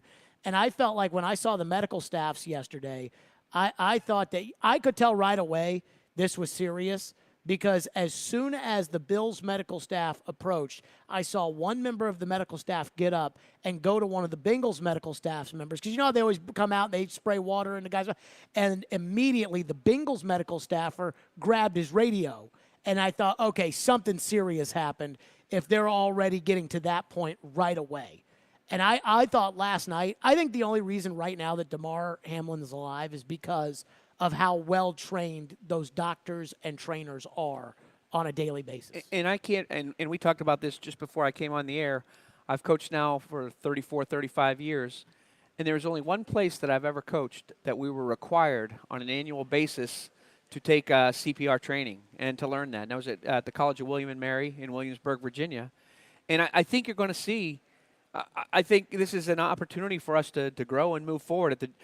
I'm quite sure at the junior high and high school level, maybe they're required to do that, because I think we have protocols for just about anything now. Mm-hmm. And it's really important that we learn this. I heard you talk about in the segment when I was driving in today, and had the doctor on the television talking about how the chest compressions, and it's easier than ever, nowadays to learn CPR mechanics and to enable I couldn't agree more with what you just said, that just the rapid action of the people who knew what they were doing certainly saved his life last night and gave him a fighting chance moving forward, and we're all continuing to pray for Demar and his family. Did you have a problem with how the NFL handled it last night? No, I mean, like I said, this is uncharted territory. So nobody, there's not the blueprint. I mean, there's the blueprint if there's a lightning delay. There's a blueprint if, this happens or that happens. I'm sure there was anxiety and tension with every single decision maker involved, in Cincinnati, in New York, and things along those lines. And I think ultimately obviously the correct decision was made. Sure. And whether it was made because Zach Taylor and Sean McDermott walked in the middle of the field and said, my players ain't playing, or whatever it was, the right decision was made. And unless you were standing there, I mean, we can talk about it, but I didn't watch unless you were standing over and saw the emotion and saw the extreme direness of the situation, I'm not 100% sure that you could. I think they needed to talk to the medical people. You needed to talk to the coaches, and they did. And ultimately, 30 minutes later, they made the right decision. And whatever the circumstance is, it is what it is. And hopefully, like I said, I think the most important thing, I think we all acknowledge the most important thing is the health and safety and recovery for Demar Hamlin. Coach Bob Shoop's with us. As he said earlier, he recruited Demar Hamlin to Penn State. I didn't know who Demar Hamlin was until last night. So I'd like to know more about him. Yeah, for sure. Coach Shoop will share that with us. We'll do that coming up next. 615-737-1025 is our phone number. 615-737-1025, because you've known him since what? He was 14 years old? A little older than that, but probably his junior year of high school. I mean, that is young. Hey, Preds fans, hang out before the Preds games at the Superbook Lounge and Landshark Bar and Grill, Margaritaville on Broadway with 102.5 and 106.3 The Game. Place your bets with Superbook and enjoy great food and drink specials. Plus, enter for a chance to win a pair of tickets to an upcoming Preds home game. And this Sunday, tune into the postgame show with Jonathan Hutton and Chad Withrow live from 6th and Peabody, located at 423 6th Avenue South from 4 to 6. And the postgame show is brought to you by Renter's Warehouse, Two Rivers Ford, now with a huge inventory of in-stock vehicles, and Superbook Sports, voted the #1 sportsbook in Vegas. Download their app today. Every Wednesday at 8:45. Come on. Join Robbie and Rexroad for The Choice is Yours. 2 sports questions, 2 non-sports questions. They'll answer a couple of questions about life and sports. The Choice is Yours is built by Jarrett Companies. You have a choice. So when you have a need for site and utility work, fire protection, concrete and asphalt services, the choice is simple. It's Jarrett Companies. For more, visit JarrettCompaniesInc.com. The Choice is Yours. Wednesdays at 8:45 on 102.5 and 106.3 The Game and the Game Nashville app. More than 95% of people incarcerated will come home like I did. I'm William Arnold, director of the new Tennessee Office of Reentry. When they come home, we want to be ready to help remove barriers to employment. It's okay if you've been incarcerated or justice involved. Help is available. Go to tnworkready.com or visit your local American Job Center. Brought to you by the Tennessee Department of Labor and Workforce Development, the Tennessee Association of Broadcasters, and this station. tnworkready.com. The choice is yours, Wednesdays at 8:45. Brought to you by Jarrett Companies. Now hiring experienced sprinkler experts. Go to jarrettfire.com. JARRETT fire.com. Jarrett Companies, a company above and beyond industry standards. Do Tennesseans know every word to Rocky Top? Well, the construction industry doesn't call our area rock country for no reason. Harmon Tractor and Equipment is your tractor and equipment solution and Middle Tennessee's employee-owned Link Belt and Takeuchi dealer. So if you hit rock, need a breaker, and it's time to dig, give them a call. Rent a track loader, an excavator of any size for landscaping, building a pool, construction, utilities, or more. Visit ParmanTractor.com. Interested in building a pool? Come see us at the Southeast Pool and Spa Show, January 9th through 11th. Your company's hiring. Who isn't? We would love to show you how to use 1025 The Game to attract and retain employees. We can also help you find the exact person you're looking for with a targeted digital campaign. You can trust our team to help you build your team. Email us at together@cromwellmedia.com. Research shows listeners prefer a personalized experience. So to help you remember, Liberty Mutual customizes your home insurance. We personalize this ad for Amber, who really misses boy bands from the 90s. Hey girl, I'm the cute one, here to tell you how Liberty Mutual customizes your home insurance so you only pay for what you need. I'm the heartthrob. The only thing I love more than you is Sadie. And I'm the other boy in the band everyone forgot about. Only pay for what you need at libertymutual.com. Liberty, liberty, liberty, liberty. We try to stay cool by being on social media. I'm with it. I'm hip. Follow us on Twitter at 1025 The Game and on Instagram at 1025 The Game Nashville. Hey! Oh, yeah. And like us on Facebook, too.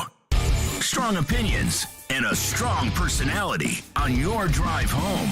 This is Stillman and Company, presented by TriStar Moving on 1025 and 1063 The Game and the Game Nashville app. Everybody reacted on social media, which is the way that the world works right now. And it was almost as if everybody came together, pulling for and praying for Demar Hamlin and just hoping that he's going to be okay here. I know you were certainly one of those, Coach Bob Shoop, pulling for Demar Hamlin this morning. As Adam Schefter said, everybody, every football fan was pulling and praying for Demar Hamlin. Now, as you said, you recruited him to Penn State. And you ended up leaving Penn State, going to Tennessee. He ended up going to Pittsburgh. You said you think that he would have gone to Penn State if you had stayed as the DC. He's told me that. So he's told you that. I did not know who Demar Hamlin was before last night. Everything I've seen, people have been posting a lot of videos of interviews with him. Seems like a good kid. He's got the toy drive that he's got going on that's now raised $3 million for the people that are supporting him. Coach, tell us about Demar Hamlin, the kid. Yeah, for sure. He, like I said, he grew up modest means in Western Pennsylvania. He was a star player at Pittsburgh Central Catholic, one of the top-rated defensive backs in Western Pennsylvania, in the state of Pennsylvania, and certainly in the Northeast region, if not the entire country. But on top of that, he was a great son. He was a good big brother. And he was a leader of the guys in that 2016, recruiting class, out of Western Pennsylvania. He was someone that the other student athletes looked up to. And I still remember, my first time knowing who he was, certainly off of film.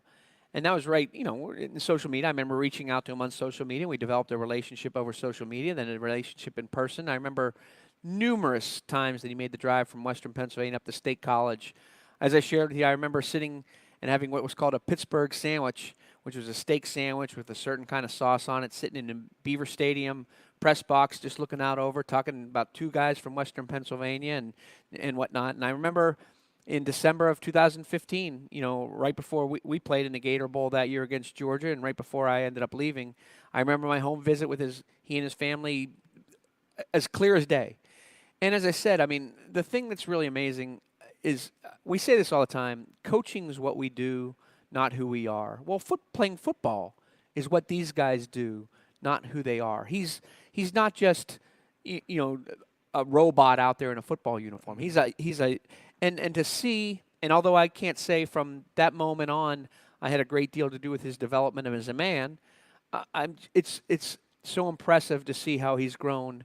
Certainly as a player, and he's making a career in the NFL, but as a man and the generosity he showed, back home in Western Pennsylvania, but also the toy drive in Western New York. And I think the gifts have gone over $4 million now on what he's able to do. And that just shows the impact and the type of person, the type of teammate, and the type of man that he has become. And that's really what our job's all about as coaches. And that's really the rewarding part when you coach at the collegiate level, watching a young man go from a 16, 17-year-old and starting that relationship and watching him grow into a young man as he starts his journey in this world in whatever field he chooses to pursue, whether it's professional football, whether it's coaching, whether it's business, whether it's medicine, whatever.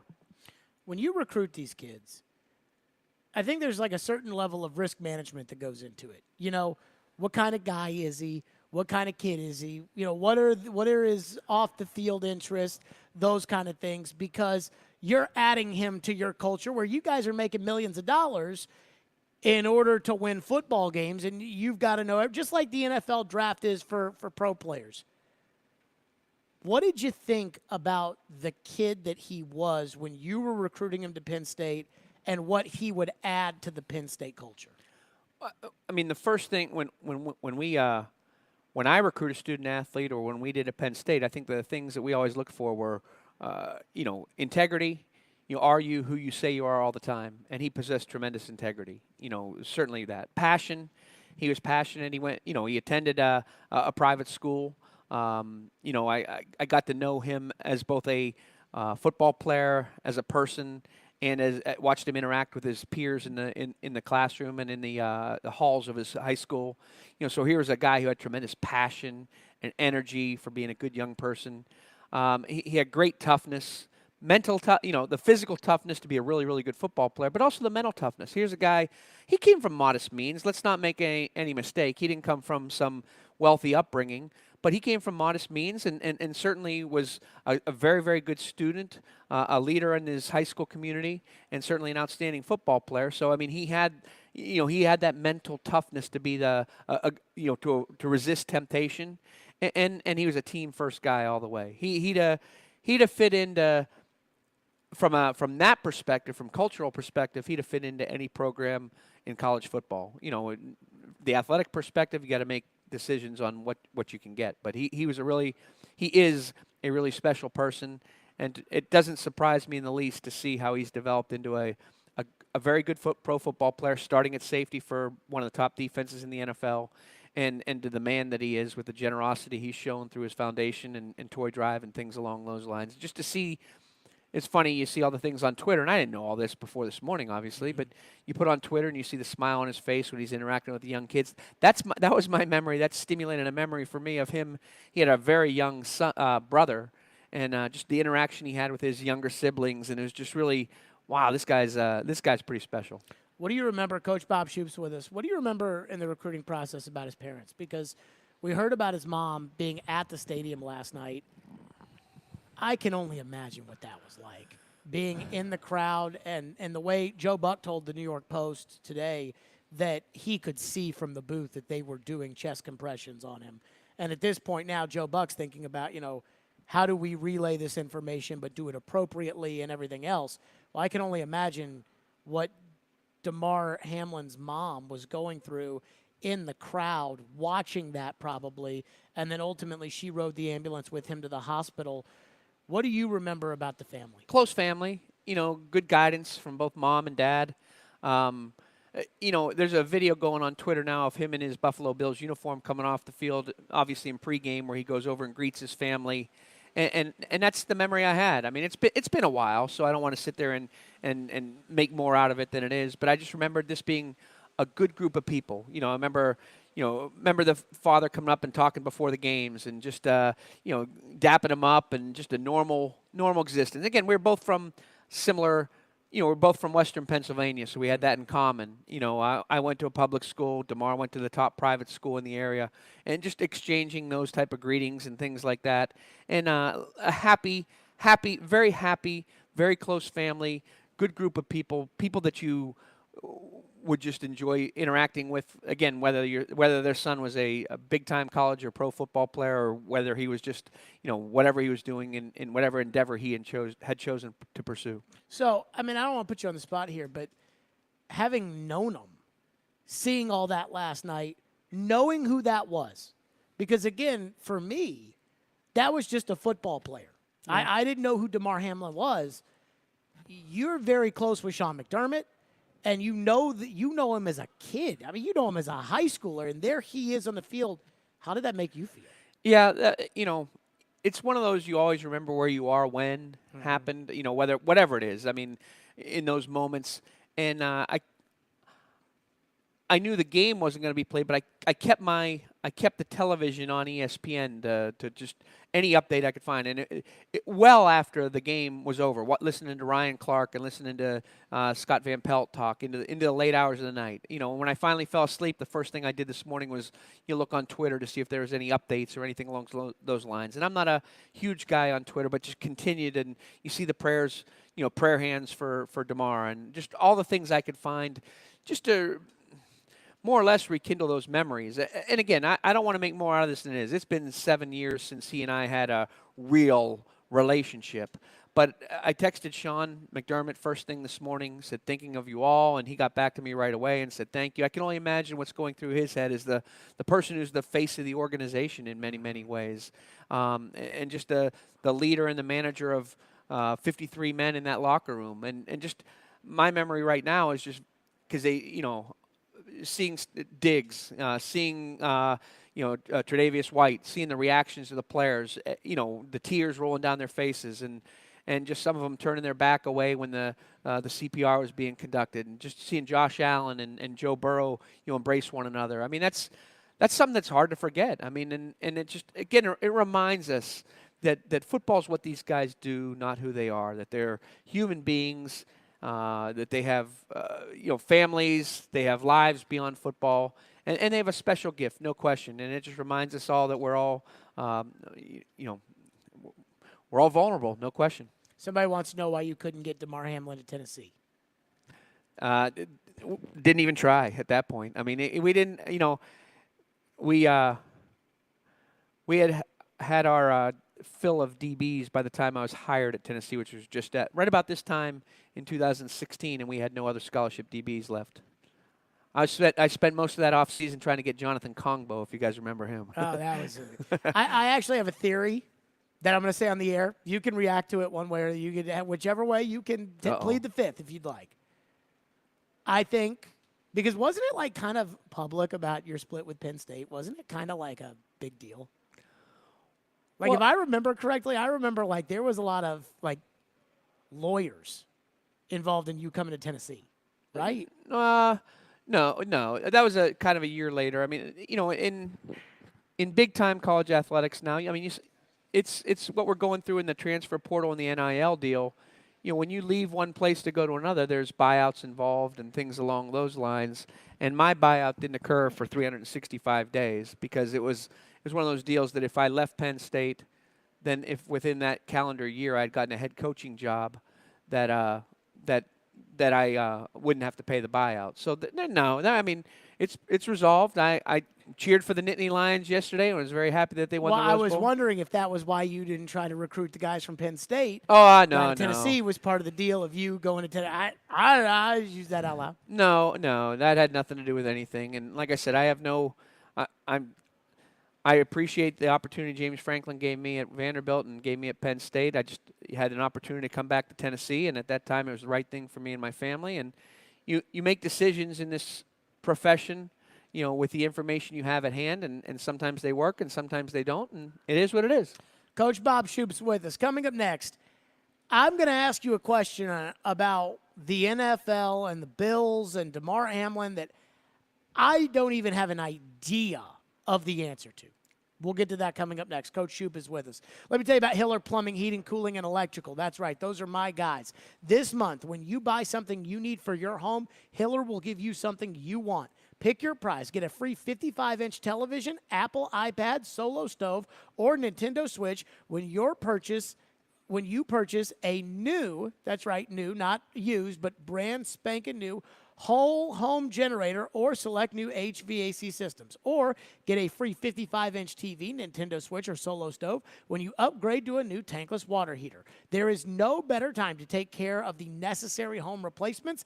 And again, you want to make sure you get those things done before the weather gets bad again, because I guess it's probably going to get bad again. So make sure you take care of that. That's Hiller Plumbing, Heating, Cooling, and Electrical. They've been taking care of my home for years, and I promise you they could do the exact same for you. Hiller, proud supporters of the Nashville Predators. You see that logo right there on the ice. The Tennessee Volunteers and the Vanderbilt Commodores.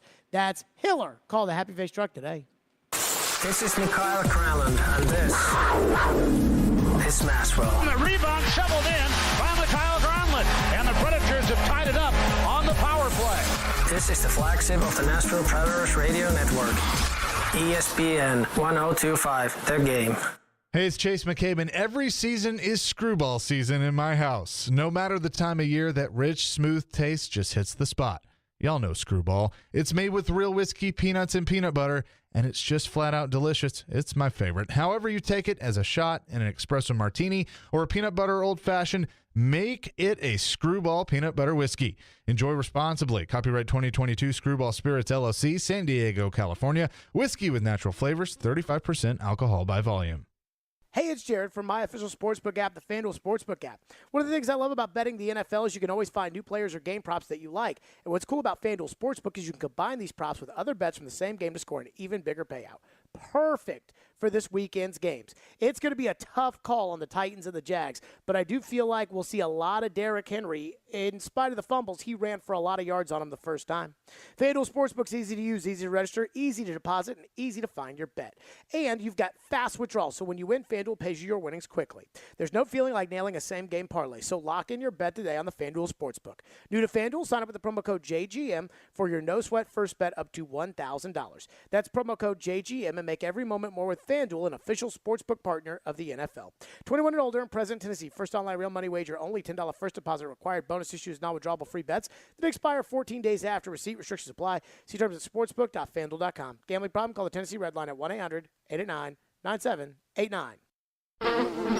You'd never knowingly feed your pup mystery meat or spoiled grocery store food, so why are those some of the most common protein sources in kibble today? Yep, the dog food ingredient meat meal can be made of spoiled supermarket meat and packing plant scraps. I'm veterinarian Dr. Marty Goldstein. Your dog needs a biologically appropriate diet similar to what they would eat in the wild. That's why I developed Nature's Blend, a freeze-dried raw food made with premium cuts of meat, omega-3 rich seeds, and superfood veggies and fruit. Bailey is 12 years old. He has been on your food for 9 bags now. Nature's Blend is pantry safe and has 0 artificial preservatives, additives, filler, or meat meal. He's got more energy, able to run around and play when our grandson comes. For a limited time, save 54% off Nature's Blend and receive a free pack of premium dog treats. Go to drmartypets.com/Marty or text Marty to 511-511. I can't thank you enough. He's 12 and I'm enjoying every day with him. Message and data rates may apply. You may receive up to 1 additional text. Text stop to opt out. On the Wednesday edition of Caroline, Willie, and D-Mace, what are the keys to a Titans victory on Saturday against the Jacksonville Jaguars? We'll get into that plus so much more on the Wednesday edition of Caroline, Willie, and D-Mace. Hey, this is Ryan Johansson. You're listening to Nashville's best sports talk, ESPN 1025, The Game. It was really about Demar and making sure that, look, I've never seen anything like it since I've been playing. So immediately, my player hat went on. How do you resume playing in such a traumatic event occur in front of you real time? And that's the way we were thinking about it, Commissioner and I. And frankly, there was no time period for the players to get warmed up. Frankly, the only thing that we asked was that Sean communicate with both head coaches to make sure they had the proper time inside the locker room to discuss what they felt like was best. So I'm not sure where that came from. 5 minutes warm up never crossed my mind personally, and I was the one, I'm saying not to be selfish, but the one that was communicating with the commissioner. We never, frankly, it never crossed our mind to talk about warming up to resume play. That's ridiculous. That's insensitive. And that's not a place that we should ever be in.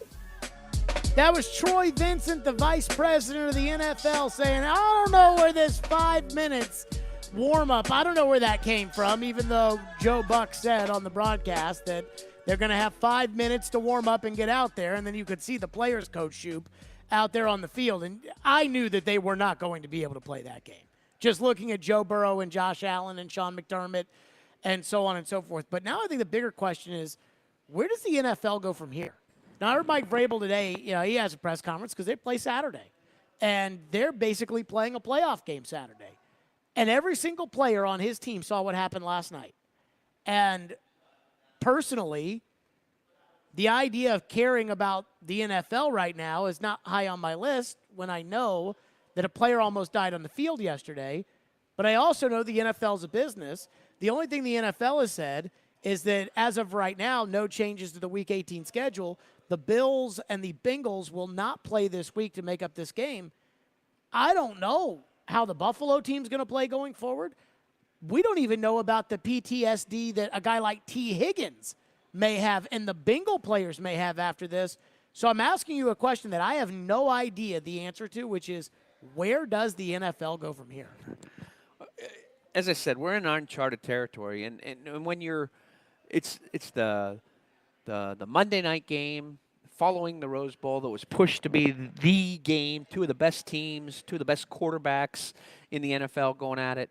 And just we all saw what happened. We all saw that happen. And I think we're all still in a little bit of shock and trying to figure out, our thoughts are still in the process of thinking about Demar and his family. At some point, I think the league's got to make decisions and move forward. I am not. That's significantly above my pay grade. And I don't know where you go. I can't imagine, what is being said in the Buffalo Bills team, locker room this morning, the meeting rooms. I can't imagine, that suddenly where less than 24 hours ago was, hey, we got to beat the Bengals, get home field advantage. This is our year to win the Super Bowl. I can't imagine that's the conversations that are going on in that meeting, in that building, and in those locker rooms right now. And to me, I think this is bigger, certainly bigger than one game, certainly bigger than anything. And what I have seen, as I said, is the professional football community rally together, the college football community rally together, and just move forward. It's a crazy thing, and it was a scenario that I tend to think wasn't the brutality of football, not the pounding, Sure. It was a fluky thing, unfortunately, that happened that we all saw before our eyes, and now we're still in a little bit of shock as to where we are and how to move forward. So this is the tough part, is without sounding insensitive, because last night I was watching the game and I was like, whatever you do, whatever happens, as far as this is concerned, you can't play tonight. And the idea of, okay, home field advantage and everything else, but at the same time, we will continue to play football. This is not going to end football. So I ask this question, which is, when does the league have to start making decisions without the idea of being completely insensitive to the situation? Because it would be, if the league were to come out today and say, all right, Buffalo's playing New England this week, we don't care about that would look terrible. And they would never do that.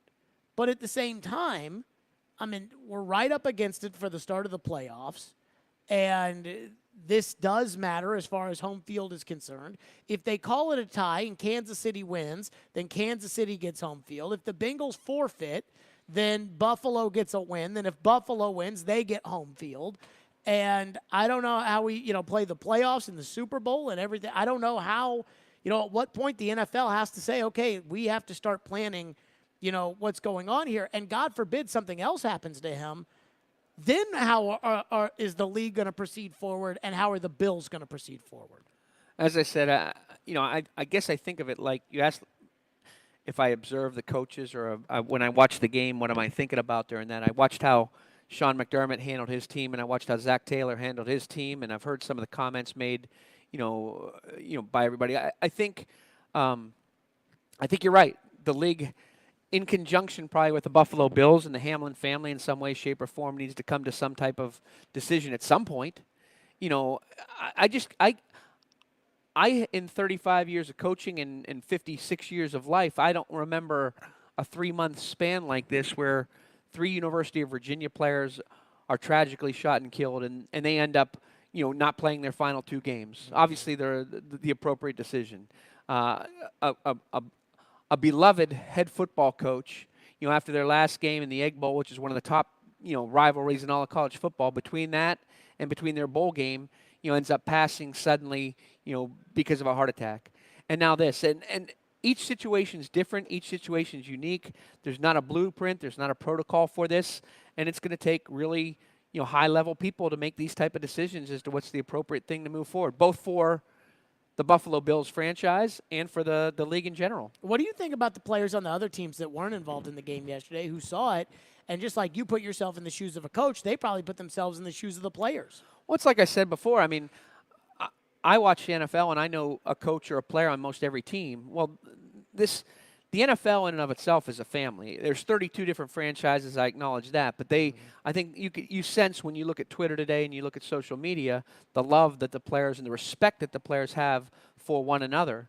And you know, I think we're all hoping for the best outcome, and that's the truth of the matter. Maybe medically speaking, I think that might have something to do with it too. If we get some type of positive feedback, anything along those lines with regard to the prognosis for Demar and his family and things along those lines. But this is not an easy decision. And as I said, I'm certainly glad it's above my pay grade. But I think it's twofold. It's what do you do? It's threefold probably. What do you do if you're the Buffalo Bills? How does each of the other 31 franchises address it with their players? I mean, I know they talked about in the Titans the prayers that they said for Demar this morning, and they went out and practiced like a Wednesday practice or a Tuesday practice. You could see that on social media and things like that, and they have a job to do. And then the league as a whole. And as I said, when I looked at the actual injury, I didn't come to the conclusion that it was because of the brutality of the game of football. It was a fluky thing. It was a crazy thing that happened in a moment, a blink of an eye, that you can never anticipate happening. And there is no blueprint for moving forward. There is no protocol for moving forward. And I think we just need to be very, very, very sensitive to the feelings of the family, of the teammates, of players across the league right now as we continue to move forward. I'm going to put you on the spot here. Uh-oh. What if you were Commissioner Goodell? Oh. Can I do that? Well, like I said, I think it's not just Commissioner Goodell. Ultimately, he's going to have to be the face who stands before us and says this is what we're going to do. But there's people in executive positions in the NFL. There's people who were in executive positions and managerial positions with the Buffalo Bills. There's players on the Buffalo Bills. There's players, like you said, on the Cincinnati Bengals. I can't even imagine. T. Higgins in no way, shape, or form should feel guilty in any way. But I mean, what just went on in front of all these people and in front of a television audience of millions, we just saw something happen that we've never seen before. So, to me, it's key for Commissioner Goodell to get the pulse of the people involved and to get the pulse of the family and to move forward, but be very, very sensitive about it. But you're right. I mean, football, at some point, football is going to continue. It's just about what's the right and the wrong way to handle it. Coming up next, we'll get into some phones on this. 615-737-1025.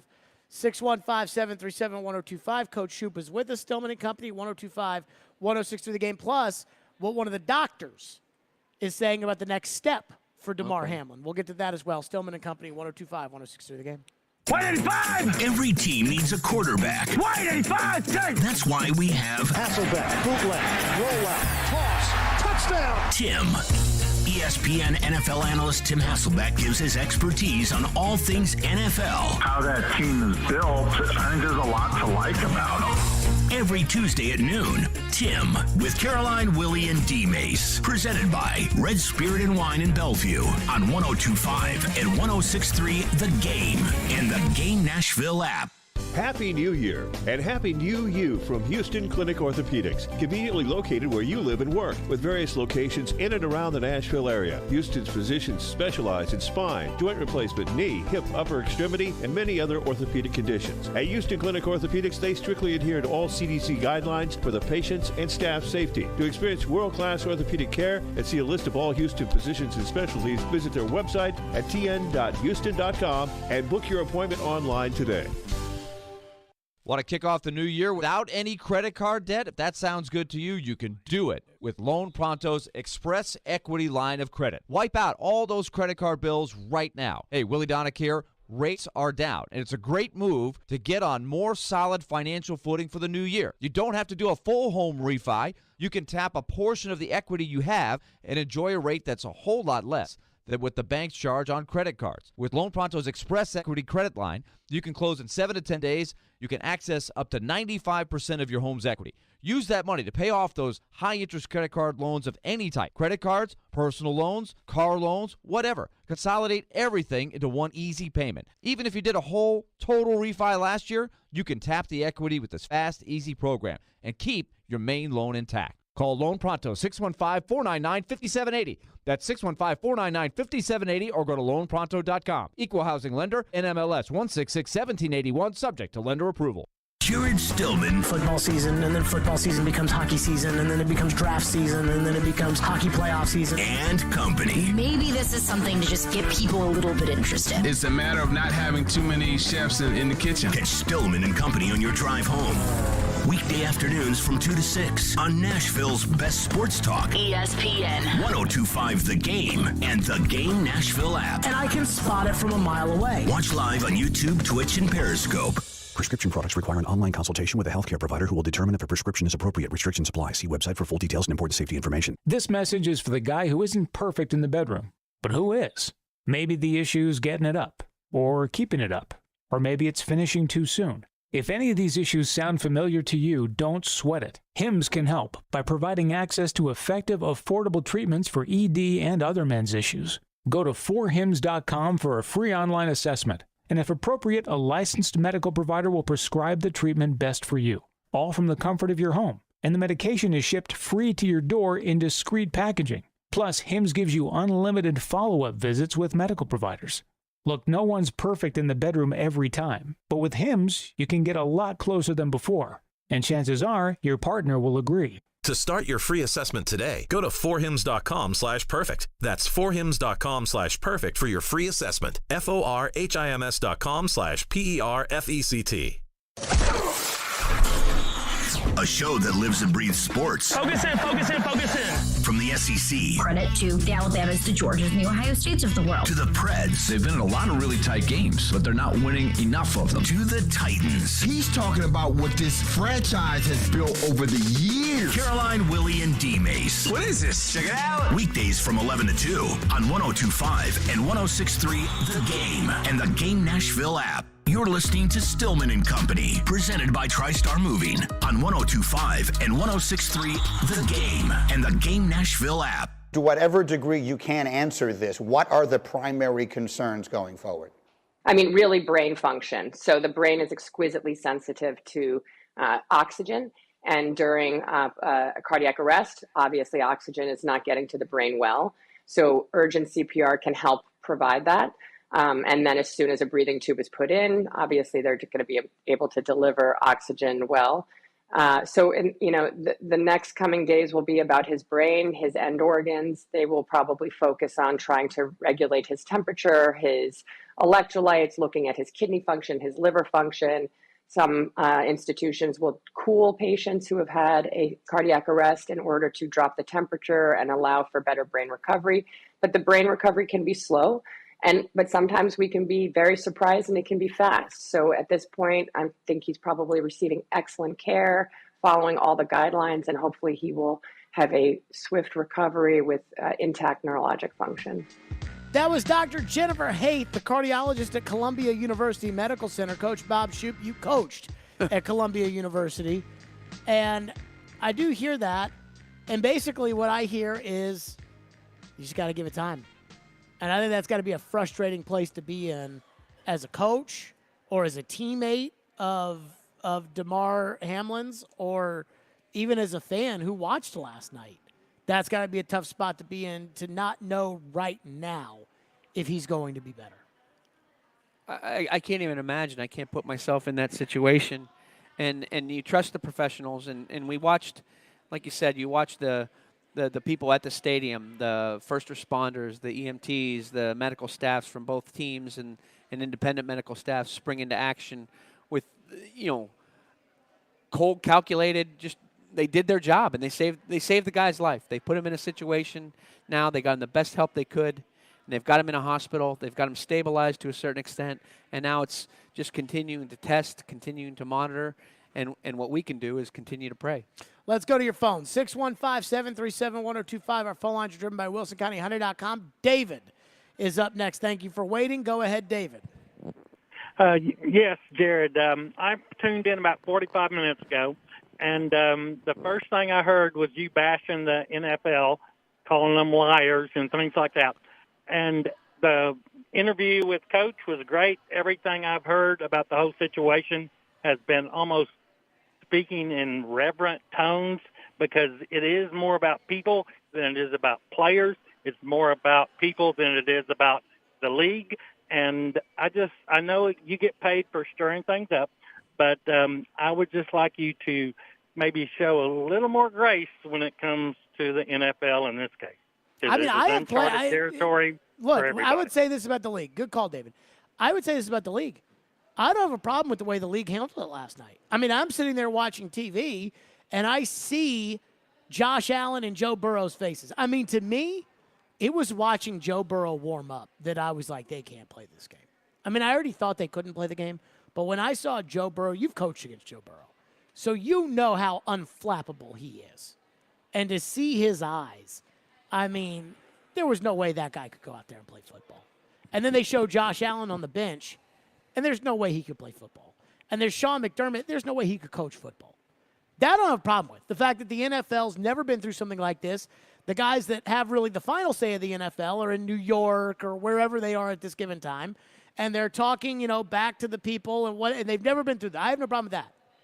The fact that Troy Vincent last night got on there and was like, I don't know where that 5-minute warm-up came from. That never came from me. That never came from the commissioner. That never came from, do we really need to lie about that? The actions that you saw, both the actions of Diggs trying to get his team fired up and Burrow warming up, are inconsistent with that statement, But I think, like I said, I'm going to give people a pass on this one because I don't think there is a blueprint. But for the lying? No, I don't know. I mean, that's difficult. But I mean, I think cooler heads prevailed, and I still, my vision of it, and obviously, I didn't see, the EMTs and whatnot, but my vision of last night is still Zach Taylor walking across the field. Mm-hmm. That's what I'll always remember, I felt like I could almost hear the words coming out of his mouth to Sean. We're not really doing this, right? I mean, come on. You take your team in the locker room. How is it? Any new news? Hey, you take your team in the locker room. We'll take our team in the locker room. Let's wait for further instruction from, the people above our pay grade, and let's move forward. And I'll handle my guys. You handle your guys. If there's anything you need, we got your back, bro. I mean, that's what I heard. I didn't actually hear it, but that's what I heard being said. And those are the type of people that are in those two positions. That's why I'm proud to say, call Sean McDermott a friend. That's why I'm proud to say I know Robert Livingston on the Bengals staff, and he speaks so highly of Zach Taylor. It's not hard to see why he's one of the great leaders in the NFL today. And the adults in the room, quotation fingers, adults in the room really, I thought, stepped up and made the right decision. Moving forward, I don't know. I don't know where we go from here. I mean, obviously, we're going to play football at some point again, and it's, but our first priority and our first thoughts and prayers are certainly with Demar and his family. I mean, my second thought on this, too, is how does T. Higgins cope with what happened last night? I mean, T didn't do anything wrong. No, not at all. T. Higgins is a great player, and I think he's getting better and better every week. He had a great touchdown against the Patriots last week that I just watched him and what he's doing here, and I don't know how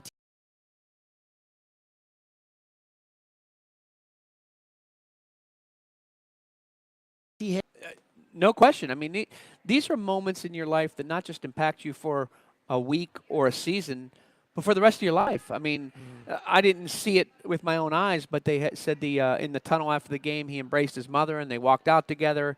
And I don't know T personally, but he's from, Oak Ridge, Tennessee, near where University of Tennessee is. He's a one-time commit to the Vols. And my former head coach at USF recruited him to Clemson and coached him there and is close with T. So I can't even imagine what any of the people who were standing there and saw what happened are going through right now. I can't put myself in that position. I don't think any of us can unless we're actually in that position. You don't ever imagine, hey, man, let's go to the Bengals-Bills game, or, hey, we got a big game tonight, and then all of a sudden 10 minutes into the game, boom, tragedy strikes like that. I don't know how the Buffalo Bills, with a teammate in the ICU, could play a game this Sunday. How could they? Like we were talking about this off the air. If they were to come out and say, and I'm not saying if they were to come out and say, but I'm saying if this were to be reality, that they were to run tests on Demar Hamlin's brain and kidneys and liver, and his vital organs are responding well, and there will be a long rehabilitation process, but that as we have seen people that have suffered cardiac events because the emergency treatment was done right then and there, his life was saved, he was revived, and Demar will live a happy life, then the Buffalo Bills could play on Sunday. If they knew that this was going to be worse than it is now, there's no way they could play Sunday. And I don't Where think they want sit to. right now in the holding pattern, I don't know how you ask the Bills to play on Sunday. No, and it's and the unusual thing about football is it's not like baseball or basketball maybe, or even hockey, where you could just roll it out there and go. I mean, you gotta practice. I mean, you have to prepare. And Sure. I tend to think, like I said, the discussions in that building today and in those meeting rooms, if they're even in Buffalo, are certainly not about week 18 or moving forward. I mean, they weren't what they were 24 hours ago. They're with Demar, and they're with his family, and they're with how precious life is and what a great friend and teammate he is, and what can we do to continue to help support him and his family. Coach Shoop, we always appreciate you stopping by. But on Friday, you will join us with a game plan for the Jacksonville Jags. That I'm really excited about because whatever Vrabel's game plan was last time, it obviously defensively was it was something. But we do appreciate you stopping by and sharing your insights, knowing Demar Hamlin and knowing Sean McDermott, and kind of what we saw last night. Great stuff, Coach. Thanks, Jared. Coach Bob Shoop with us. Coming up next, I'm going to give a little grace to somebody that I don't think any of you want to give grace to, and that's why I think you're not going to do it. We'll get to that coming up next. Stillman and Company, 102.5, 106.3 The Game. You watch the game. Sliding across, making the stop, UC Cerro. We talk the game. That wraparound goal by Sanford was a beaut. Tanner Janot, Ryan Johansson gets on the board. We are the game. Nashville's best sports talk. 102.5 and 106.3 The Game and the Game Nashville app. ElectronicExpress.com. We make it happen. When that door closed behind me and I was free, the main thing I wanted to do was just re-enter society, get a job, and see my family. It's okay. There's a new state office of re-entry in Tennessee, specifically to help folks like me get jobs. Go to tnworkready.com or visit your local American Job Center. Re-entry is a normal thing, and it's okay. Brought to you by the Tennessee Department of Labor and Workforce Development, the Tennessee Association of Broadcasters, and this station. tnworkready.com. What's up, everybody? It's Michelle Knezovic for Superbook Sports, and this is your New Year's resolution: win money in 2023 with Superbook Sports. Superbook has over 3 decades of sports wagering experience in Las Vegas, so you'll get the best odds boosts anywhere as we head into the football playoffs. Plus, check out their special odds boosts and promotions at Superbook.com. Make 2023 the year when you win money from Vegas. Download the Superbook Sportsbook app and place your bets today. Visit Superbook.com for terms and conditions. Gambling problem? Call 1-800-889-9789. Hey, it's Jared. If you're listening to us on I-24 towards Murfreesboro or I-65 towards Spring Hill, make sure you check out 106.3 for another great way to hear Nashville's best sports talk. Save now on appliances and more at the Truckload event at Lowe's. For a limited time, get up to an additional $600 off select major appliances and instant savings from top brands like Samsung, LG, and Whirlpool. And you can take home what you buy same day. Plus, get store-wide savings on even more items. Head to your local Lowe's store or visit Lowes.com to shop the Truckload event today. Exclusions apply while supplies last. Selection varies by location. See Lowes.com for details. Valid 12/29 for 1/4. Your Game Center Update. This Game Center Update is brought to you by the law offices of Amanda J. Gentry. We begin on the latest with Buffalo Bills safety Demar Hamlin after he suffered a cardiac episode on the field during Monday Night Football last night. Per the Bills, Hamlin spent the night in the intensive care unit and remains there today in critical condition at the University of Cincinnati Medical Center. We will keep you updated with the latest news. The Nashville Predators are back on the ice tonight. They'll look to get back on the winning track versus Montreal after losing to Vegas on Saturday. Puck drop versus Montreal is at 7, with pregame at 6 right here on the Preds Radio Network. I'm Ian Safar for 102.5 and 106.3 The Game. For more, follow us on Twitter at 1025 The Game or visit thegamenashville.com. Live from the Hiller Plumbing, Heating, Cooling, and Electrical Studios. WPRT-FM Pegram, WPUC HD2 Laverne. Nashville's exclusive home for the Nashville Predators. 102.5 and 106.3. Score by Matich. A gunny performance. Do your job. And the Tigers regain the lead. The Game. A Cromwell Media Station. Where you have a voice. He had a competent coaching staff. You just play terrible and you keep playing. And we have strong opinions. What a whiny freaking crybaby response. This is Stillman and Company with Jared Stillman. Presented by TriStar Moving on Nashville's best sports talk, 102.5 and 106.3 The Game and the Game Nashville app. Stillman and Company is delivered by TriStar Moving, 102.5, 106.3 The Game, streaming live on Twitter, Twitch, YouTube, and Facebook Live, thanks to Superbook Sports. And we are live from the Hiller Plumbing, Heating, Cooling, and Electrical Studios, Bridgestone Arena. Predators tonight against the Montreal Canadiens. Again, the sports world is reacting to the story last night of Monday Night Football of Demar Hamlin suffering a cardio incident, a cardiac arrest on the football field. CPR was administered. He was taken to the University of Cincinnati, a level 1 trauma center. According to the Buffalo Bills, at 12:23 today, he spent last night and today in the ICU at UC's Medical Center. According to the NFL, at 12:27. The Bills and Bengals will not be played this week, which makes sense because the Bills went back to Buffalo, and that there are no changes as of right now to the Week 18 schedule, but I'm sure that in and of itself is fluid. So last night, I saw the tweet from Skip Bayless. I follow Skip Bayless on Twitter. I actually, generally speaking, like Skip Bayless's show. I get the shtick. I think that's who he is. I think it's entertaining. I get it. So I follow Skip Bayless on Twitter. And I saw his tweet last night in which he said, quote, "No doubt the NFL is considering postponing the rest of this game. But how? Question mark. This late in the season, a game of this magnitude is crucial to the regular season outcome, which suddenly seems so irrelevant."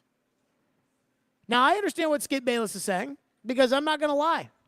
I looked at it too. When that happened, and I saw Josh Allen and Stephon Diggs, where Josh Allen has his mouth covered in total disbelief, and Stephon Diggs has tears rolling down his cheek, at that point, we knew it was something serious, and I thought, there's no way they can play this game. There's no way they can play it. But in the back of my mind, I did think about, boy, how does the NFL decide what to do here? It wasn't top of mind. And then once we found out that they were actually giving Demar Hamlin CPR, all I wanted to know was, is Demar Hamlin going to be okay? But it did cross my mind.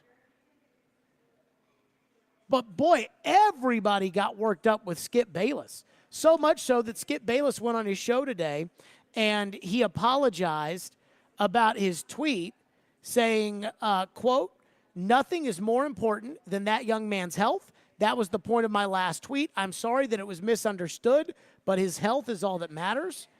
And Skip Bayless did not address the tweet this morning on Undisputed, but Shannon Sharp did not do the show with Skip Bayless. I don't know why he didn't do the show with Skip Bayless, but everybody was mad at Skip last night.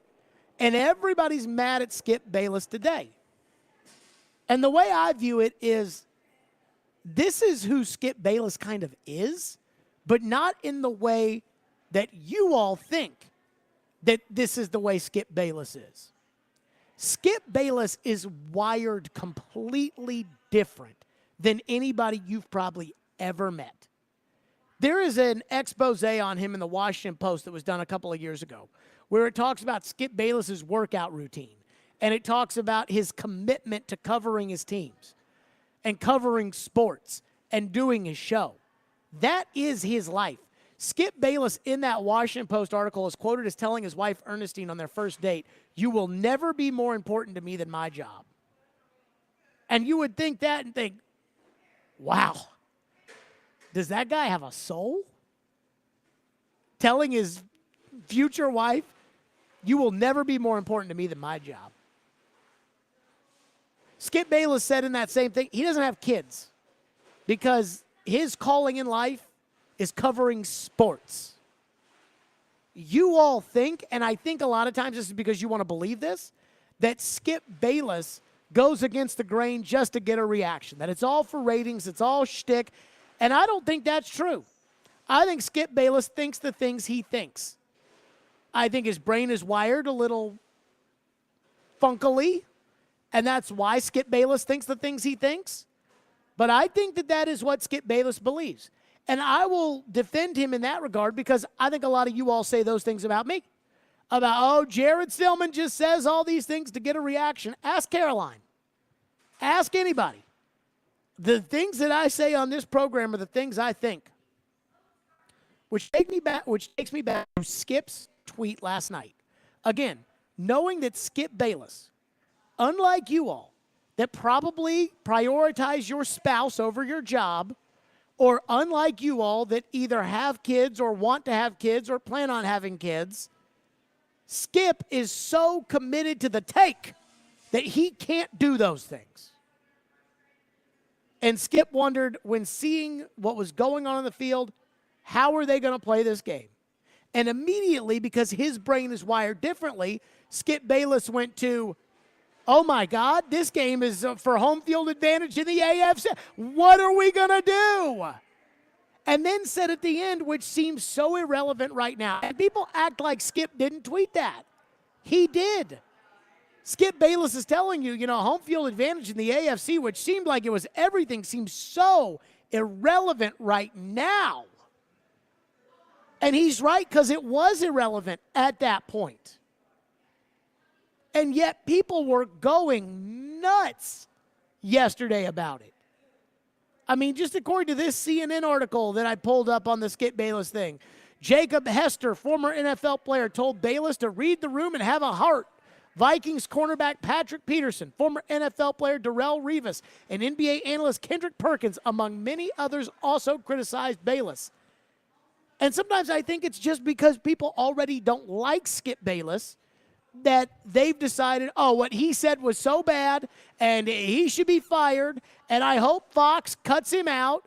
And here's Shannon Sharp not doing the show today with Skip Bayless. Is it because he's mad about what he tweeted? I mean, I understand there was a certain level of sensitivity that everybody should have acted with last night.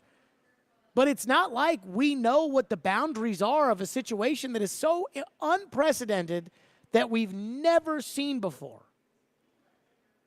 Fox Sports hired Skip Bayless because of who he is. Because Skip Bayless can watch one Dallas Cowboy win over the Washington Commanders and go off for 2 hours the next day yelling and screaming about how great the Dallas Cowboys are. Most of you out there can't do that. That's just how he's wired. That's why he is who he is. Just like Michael Jordan was wired a certain way on the basketball floor, that maybe you weren't wired similarly. And so have some grace for the fact that Skip Bayless probably said something he shouldn't have said. And that Skip Bayless probably looked a little insensitive because Skip probably is a little insensitive. But also understand who you're talking about here. And understand that this is who he is. He is dedicated to the take.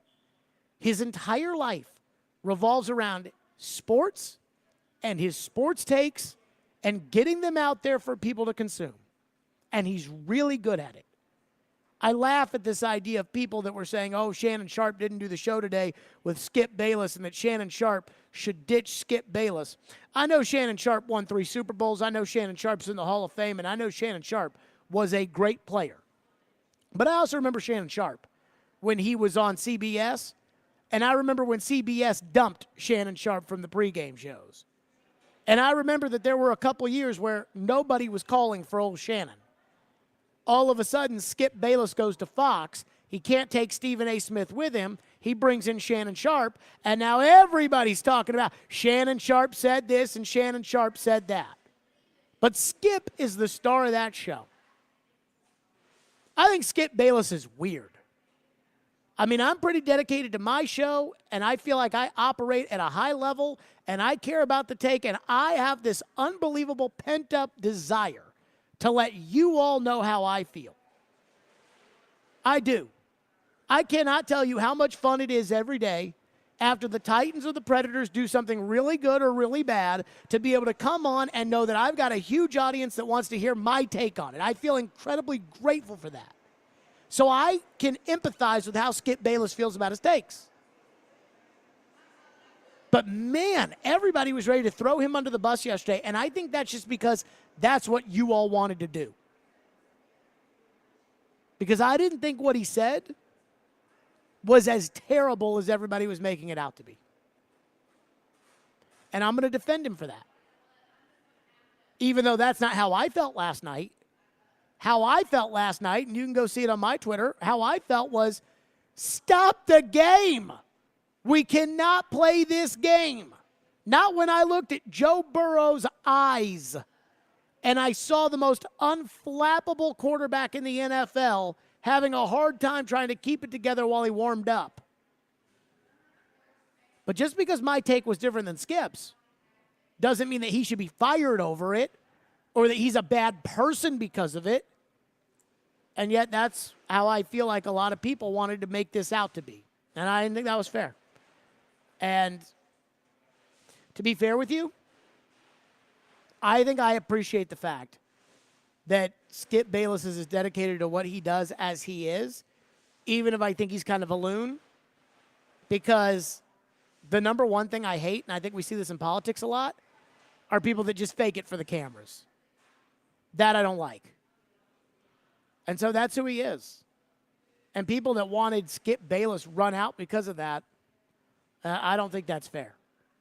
I didn't think his tweet was the right thing to say at the right time, but I think the outrage far outweighs the harm of the tweet. 615-737-1025 is our phone number if you want to weigh in on that. 615-737-1025 if you've got a thought. And there is an update. And I say is an update, but Demar Hamlin's marketing rep has spoken lately as to what they've heard or seen. We'll get to that coming up next. 615-737-1025. Again, it's the biggest story today, and we will continue to follow it as we continue to root for Demar Hamlin to pull through after what we all saw last night on Monday Night Football. Stillman & Company, 615-737-1025. Stillman & Company is delivered by TriStar Moving, 102.5-106.3 The Game. Every Wednesday at noon. No matter the down and distance and no matter the score, they're going to give him the football. Outkick 360's Jonathan Hutton joins Caroline, Willie, and D-Mace to talk all things Titans and NFL. I hope that they're not throwing flags simply because the league wants to see more of them. He's got opinions and insights on the two-tone blue. They are not as good at wide receiver and the playmaking department. Catch Hutton every Wednesday at noon. Presented by Blend Bar with Davidoff Cigars and by Edley's Barbecue on 102.5 and 106.3 The Game and the Game Nashville app. Middle Tennessee, you can count on an award-winning service team for all your home maintenance and improvement needs. Lee Company, we're A+ rated with the Better Business Bureau and trusted by thousands of homeowners in our community. Our team is ready to assist with all your home maintenance projects, heating and air conditioning, plumbing, electrical, appliance service, and more. Experience the convenience of calling one phone number for all your home maintenance needs. Call Lee Company today at 615-567-1000 or visit leecompany.com. When it comes to procuring my adult beverages for the big games, I saddle up and head to Red Spirits and Wine. Red's titanic selection of beer, wine, distilled spirits, and cigars is second to none. And Red's Cracker Jack crew always delivers a winning combination of service and value. There's no two ways about it. Red is top of the range. Open 7 days a week at Highway 70 South in Bellevue. And check us out at redspirits.com. Want to kick off the new year without any credit card debt? If that sounds good to you, you can do it with Loan Pronto's Express Equity line of credit. Wipe out all those credit card bills right now. Hey, Willie Donick here. Rates are down, and it's a great move to get on more solid financial footing for the new year. You don't have to do a full home refi. You can tap a portion of the equity you have and enjoy a rate that's a whole lot less than what the banks charge on credit cards. With Loan Pronto's Express Equity credit line, you can close in 7 to 10 days. You can access up to 95% of your home's equity. Use that money to pay off those high-interest credit card loans of any type. Credit cards, personal loans, car loans, whatever. Consolidate everything into one easy payment. Even if you did a whole total refi last year, you can tap the equity with this fast, easy program and keep your main loan intact. Call Loan Pronto, 615-499-5780. That's 615-499-5780 or go to loanpronto.com. Equal housing lender, NMLS 1661781, subject to lender approval. OrderGreen.com. You know them by now. They're my only choice for high-quality THC and CBD products, and they're delivered right to my doorstep. Hey, folks, Joe Rexroad here. Yes, you heard that right. OrderGreen.com will send cannabis products right to you with discreet same-day shipping. OrderGreen.com has been great for me. Just what I need during this busy time of year. Takes the edge off physically, mentally. Terrific products. And if you use promo code Joe20, you're going to get 20% off your first purchase at OrderGreen.com. Do you have a subscription to OrderGreen.com? It'd be a lot cooler if you did. You won't be able to tell if you're in Colorado or Tennessee. Trust me. That's OrderGreen.com. Want to weigh in on the conversation? It's a brain booster. Slide into our DMs. Or just text or call at 615-737-1025. Our phone line is driven by WilsonCountyHyundai.com. Strong opinions and a strong personality on your drive home. This is Stillman and Company, presented by TriStar Moving on 102.5 and 106.3 The Game and the Game Nashville app. What from your expertise can you tell us you believe happened on that field? So it appeared that he had a very significant blunt trauma to his chest during a tackle. Whether or not that was related to his cardiac arrest is unclear. There is a condition where that can happen if the trauma occurs at the exact moment in the cardiac cycle, down to the millisecond. Very rare and uncommon, but could lead to the heart having an arrhythmia. Whether this young man had an underlying heart problem that happened to manifest on the field that day, we don't know. But when he collapses and he needed CPR, that tells us that he lost his pulse. So CPR was administered. For every 1 minute that CPR is not administered, the chance of survival drops by 10%. So urgent CPR is essential, and good CPR. So I just want to remind everybody and all your listeners that you really only need to learn how to do hands-only CPR to save a life. You don't need to do mouth-to-mouth. Good chest compressions can provide blood flow to the brain. And it sounds like they were able to restore some kind of a heartbeat for this young man. Putting a breathing tube in is very common and not surprising in this scenario, because if someone is needing CPR, then they may not be breathing on their own. What to expect in the next few days will be hard to predict and probably frustrating for friends, family, and fans. It will take a while to determine whether or not this young man has any neurologic damage or other organ damage due to his downtime on the field. That was Dr. Jennifer Haith, the cardiologist at Columbia University's Medical Center. And you hate hearing that at the end, where she says it's going to be frustrating for family. It's going to be frustrating for friends. It's going to be frustrating for fans for us to find out if Demar Hamlin's going to be okay. Now, I was talking about this off air with Bob when he joined us last hour, Coach Shoop, and I said, with this state of not knowing, how do the Buffalo Bills continue on? If Demar Hamlin, if they come out, they say all of his vital organs are fine and he's going to be okay to go, then I think the Buffalo Bills can strap on the pads and get out there next week and be ready to beat New England. But I don't know how the team keeps their mind on football, a game that we all know you can get clearly injured if they can't keep their focus on the field. So Jordan Rooney is the CEO of Jasper Athletics, and he is Demar Hamlin's marketing rep. He was on the Pat McAfee show hours ago, and he has the latest on Demar Hamlin's medical situation. At 10:31 p.m., you put out a tweet that said, update on Demar. His vitals are back to normal, and they have put him to sleep to put a breathing tube down his throat. They are currently running tests. We will provide updates as we have them. And then that is where we learned about you. Next tweet, sources me, his friend and marketing rep. Seems like updates have not really come out. And for us, that's very scary. So whenever you put that out, we're all thankful that it seemed like this is trending in the right direction. Do we have any more information since then, or are we just scared kind of to speculate on what it could be, Jordan? Yeah, I think it's tough in that situation, because the last scene everyone could see of him is him getting CPR. And so there was a lot of false speculation of what had happened to him. So for me, I wasn't trying to say, hey, we're in the clear, everything's fine. It was more of, listen, stop with the speculation. They've gotten him to a point where his vitals are at least stable, but that doesn't mean we're out of the woods yet. And so it was a matter of a lot of people had extreme opinions going on. So I wanted to stop the extreme opinions. But then from there really hasn't been any major updates. Even right now, I don't have a concrete update for you. They're still doing a lot of tests. They're still, hour by hour, day by day, just seeing how he recovers. So that's why we haven't officially posted anything yet. We don't have anything concrete. So I asked the doctor, I said, how long would it take before the doctors would know something? And you heard him right there. He's the marketing rep. He said, there's nothing concrete. There's nothing to go off of. There's nothing. And the doctor told me a few days. Ian, if you could, the second clip from Dr. Jennifer Haith this morning on Get Up on ESPN, she was asked about the next steps for Demar Hamlin and what they would need to see. Here's what Dr. Jennifer Haith, again, the cardiologist at Columbia University's Medical Center, here's what she said. Really brain function. So the brain is exquisitely sensitive to oxygen. And during a cardiac arrest, obviously oxygen is not getting to the brain well. So urgent CPR can help provide that. And then as soon as a breathing tube is put in, obviously they're going to be able to deliver oxygen well.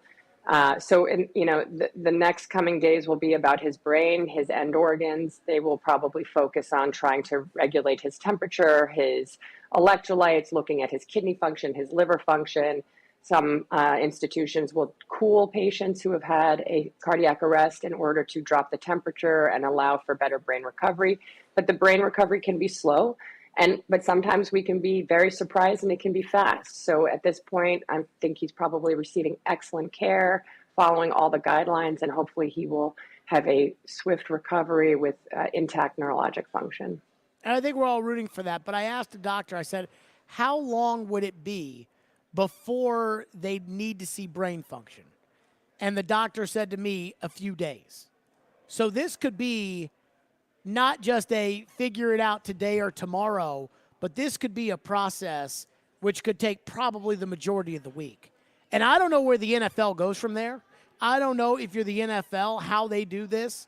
And I do think the NFL has to care about the games and going forward and finishing the season, getting to the playoffs.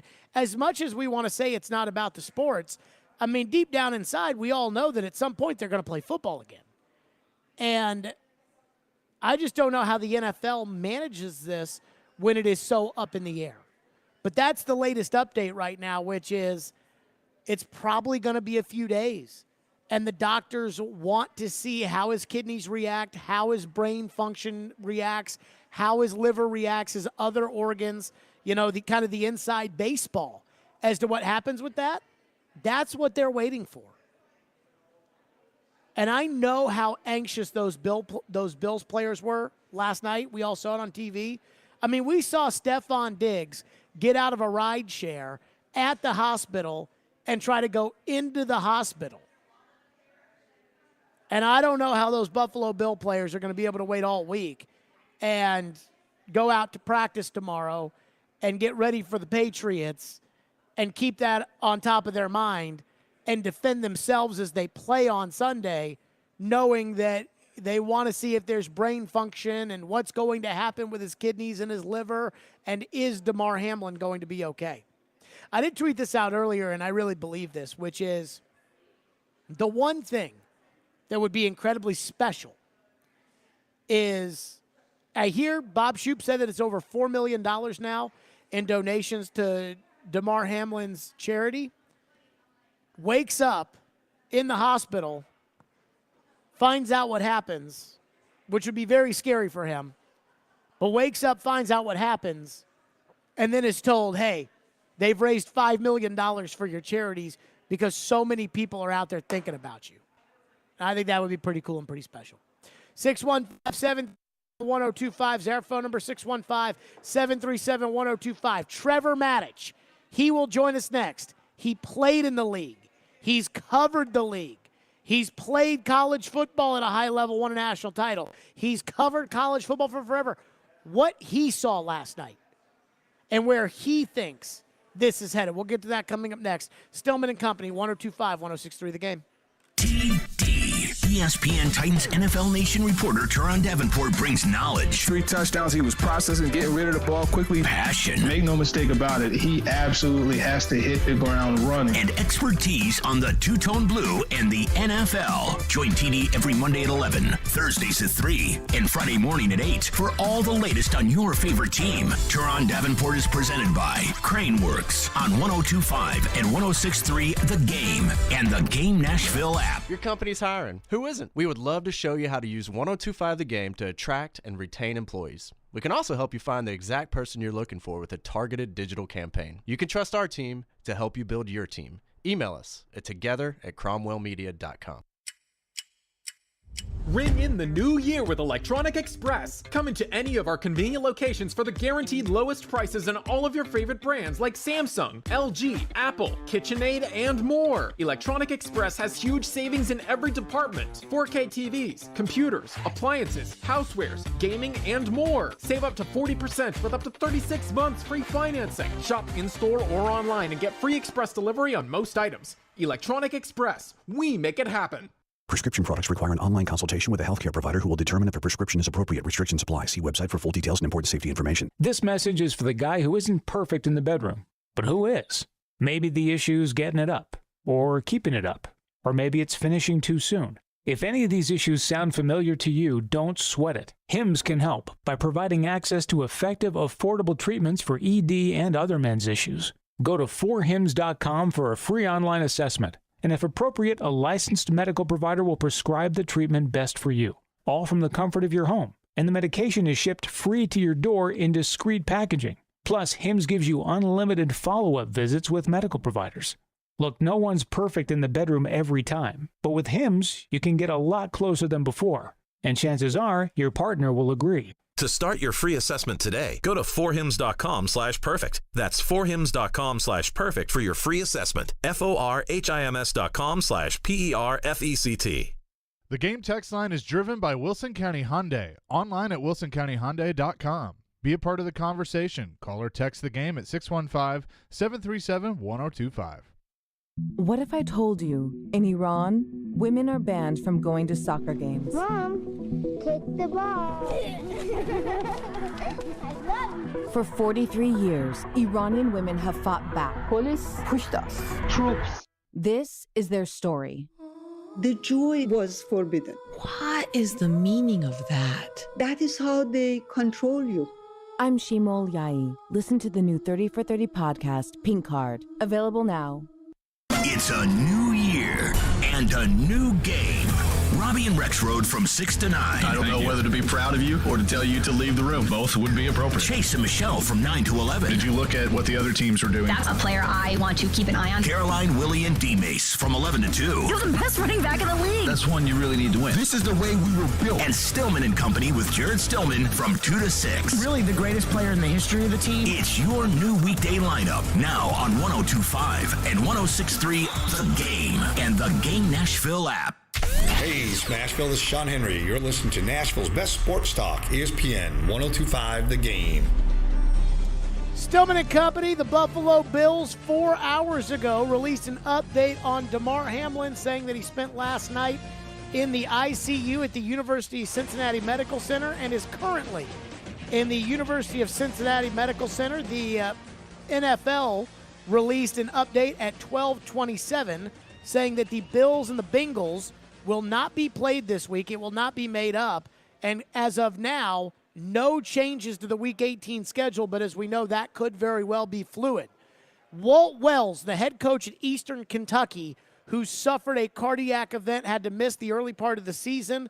He was found by his staff. His trainers ran up, brought out the AED, performed CPR, saved his life, and he went on to win Conference Coach of the Year at Eastern Kentucky. Coach Wells will join us in an hour and will not only get his experience of having gone through maybe something similar to what Demar Hamlin's gone through, but also his thoughts as a coach, seeing what we all saw last night. Trevor Matich is with us, ESPN college football analyst, presented by Twin Peaks, home of 29-degree drafts and wall-to-wall sports, and Houston Clinic Orthopedics, when experience matters. Trevor, you've been in this game for a long time, whether it's high school, whether it's college, the NFL, whether it's covering the NFL, whether it's covering college. What was your reaction to the scary scene that we all saw last night on Monday Night Football? Well, it was terrifying, absolutely terrifying. When you see Demar Hamlin on the field and he's not moving, and you see the way that they were delivering CPR, and then you see the response of the players that were actually right there. And the thing about players is that injuries, you're sort of calloused to injuries happening to other people. And it's not a matter of indifference. It's a matter of a defense mechanism, because you just don't want to deal with the reality of it. So you try to minimize the reality of it. And so, you don't fully think about it. It's part of the game, and you just accept that, and then you move on. And so if you see a player on the field who's injured, if he's just sort of sitting there and not really writhing, doesn't seem to be in a lot of pain, then you're okay, he'll be fine. If he's writhing in pain, you're thinking, well, that's really bad. Man, I hope he's okay. But he's moving around and he's in pain, and we're all in pain at different times, and he'll probably get through it and he'll be fine one way or the other. If you see what could be a spinal injury, now that gets your attention in a different way, because you're waiting for that player to move. You're waiting for him to move his hands, move his feet, something, right? But often he just stiffens up, and that stiffness you can see. And so you see that and you understand the flow of what's going on. This was something that nobody sees. There wasn't the stiffness of a spinal injury. It was just, he was out. He was flatlined. His heart had stopped.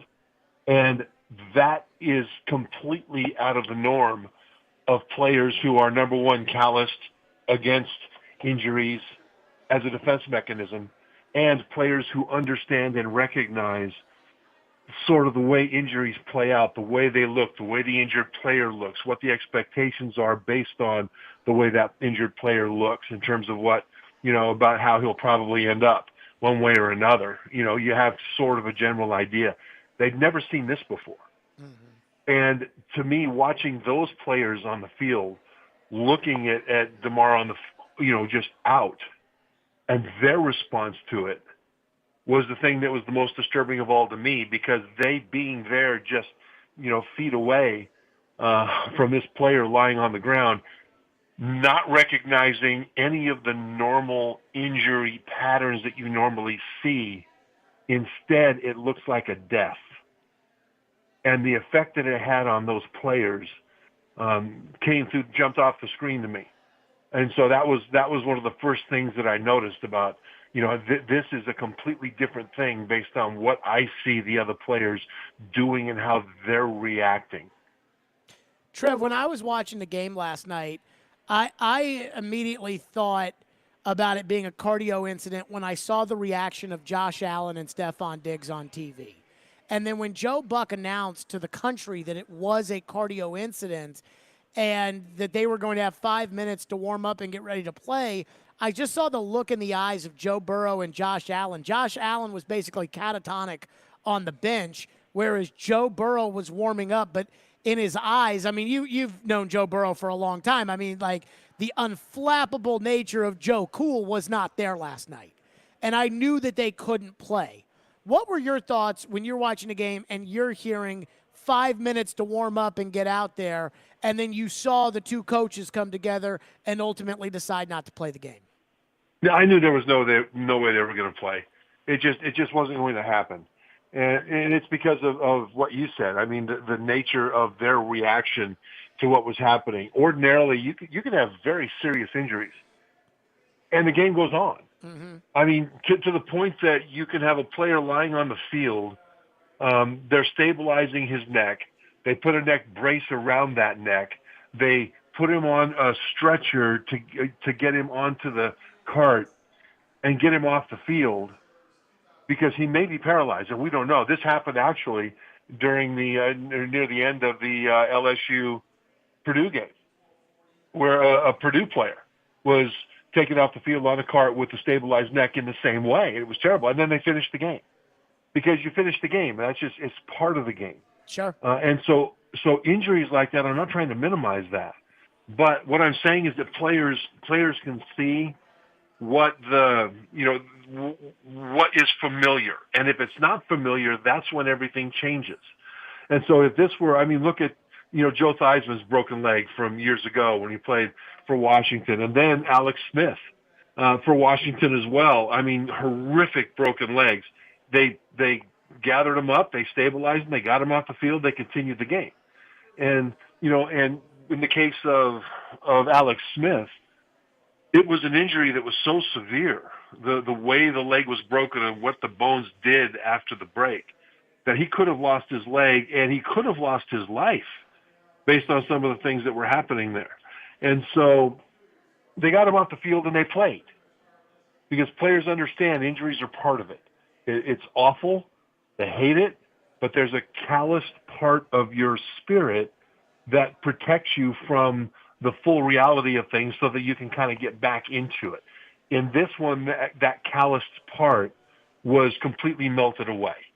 And in looking at the way the players were responding, I don't think that I knew right away that the players were, if they would have been told to play, I don't think they would have. And I think the coaches recognized that. And I think that you had the coaches kind of led by the players that really ended up making this decision. I don't think it really came from the NFL. I think the NFL recognized the reality on the field. Trevor, we've seen it. You bring it up. This is how games are. Guy gets carted off the field. Maybe sometimes they put him in an ambulance. He goes to the hospital. And then about 20, 30 minutes later, we hear from the sideline reporter that, he is moving. He's got movement in his extremities. And we all say, oh, thank God. And we go on with the game. But we'd already gone on with the game before we hear that he's got movement, or he gets stretchered off and he gives the thumbs up on his way out, and we go on with the game. I'm not sure we've ever seen a cardio incident like that on the field.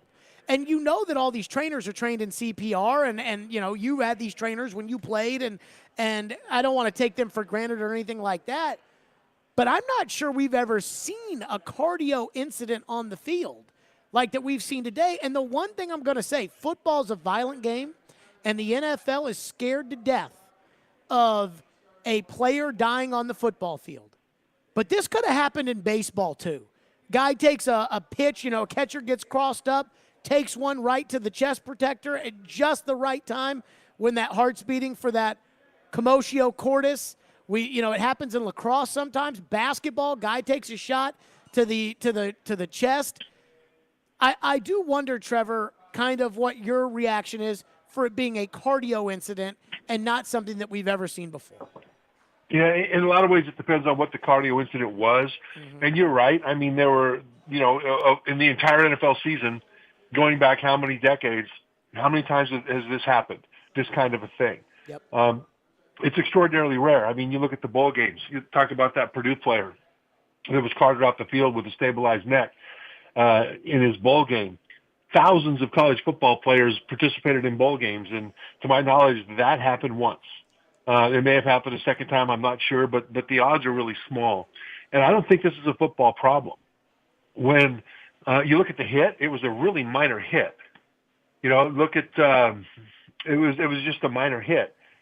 But what people are speculating, and we don't know this yet, but what they're speculating is that it was the timing of the hit based on the electrics of the heart that hit in that millisecond where it just can't hit. And that could have been in football.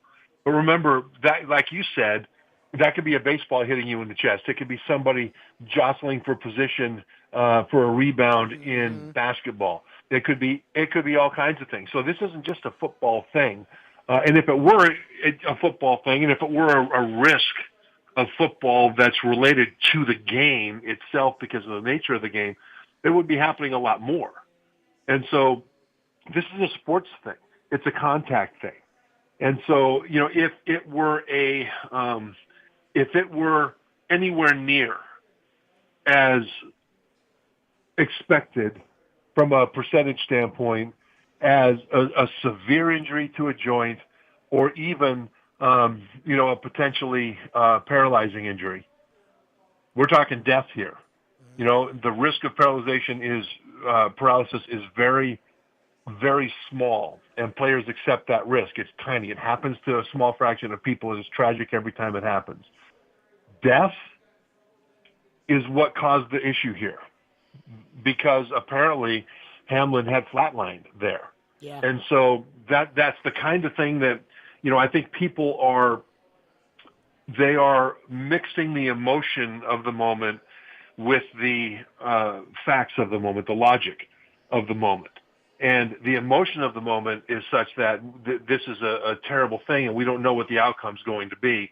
But it's one of the most terrible things I've ever seen in sports ever because of the nature of it. But it wasn't something that the logic of the moment would say that we should go ahead and cancel the season. Mom shouldn't let their children play football, all these different things. Canceling the game was the right thing. They had to cancel that game. But I think the emotion of the moment shouldn't rule what the responses are, not just with the NFL, but with parents whose children play sports, because every sport has this. And I don't know what the numbers are and the odds are that this would happen, where a hit would happen on the chest in that particular millisecond, but I've never seen it before. And so that's not to downplay it at all. It's just to say that right now this is not a football problem. It's a sports risk, and it's very, very, very minute. Trev, as a former player, what did you think of the sportsmanship last night between the two teams and the coaches after what had happened with the tragedy that they were dealing with? It was the right thing. I mean, and I've seen it so often. You during the game, in a football way, you hate that guy on the other side. You have to. You can't have brotherly love and go out and do what you have to do to another human being in the 3 hours of a football game. But you also know that guy might be on your team and you might be on his team next year, maybe this year, depending on the various scenarios. And so the more experience you get in playing this game of football in the NFL, the more you realize that, yeah, I hate that guy, but if I'm on his team next year, I'm going to love that guy. And so there's a common risk that we all take. There's a common experience that we all have that is more, I think, powerful than the vicious point of view that you have towards the guy wearing a different colored jersey during the game.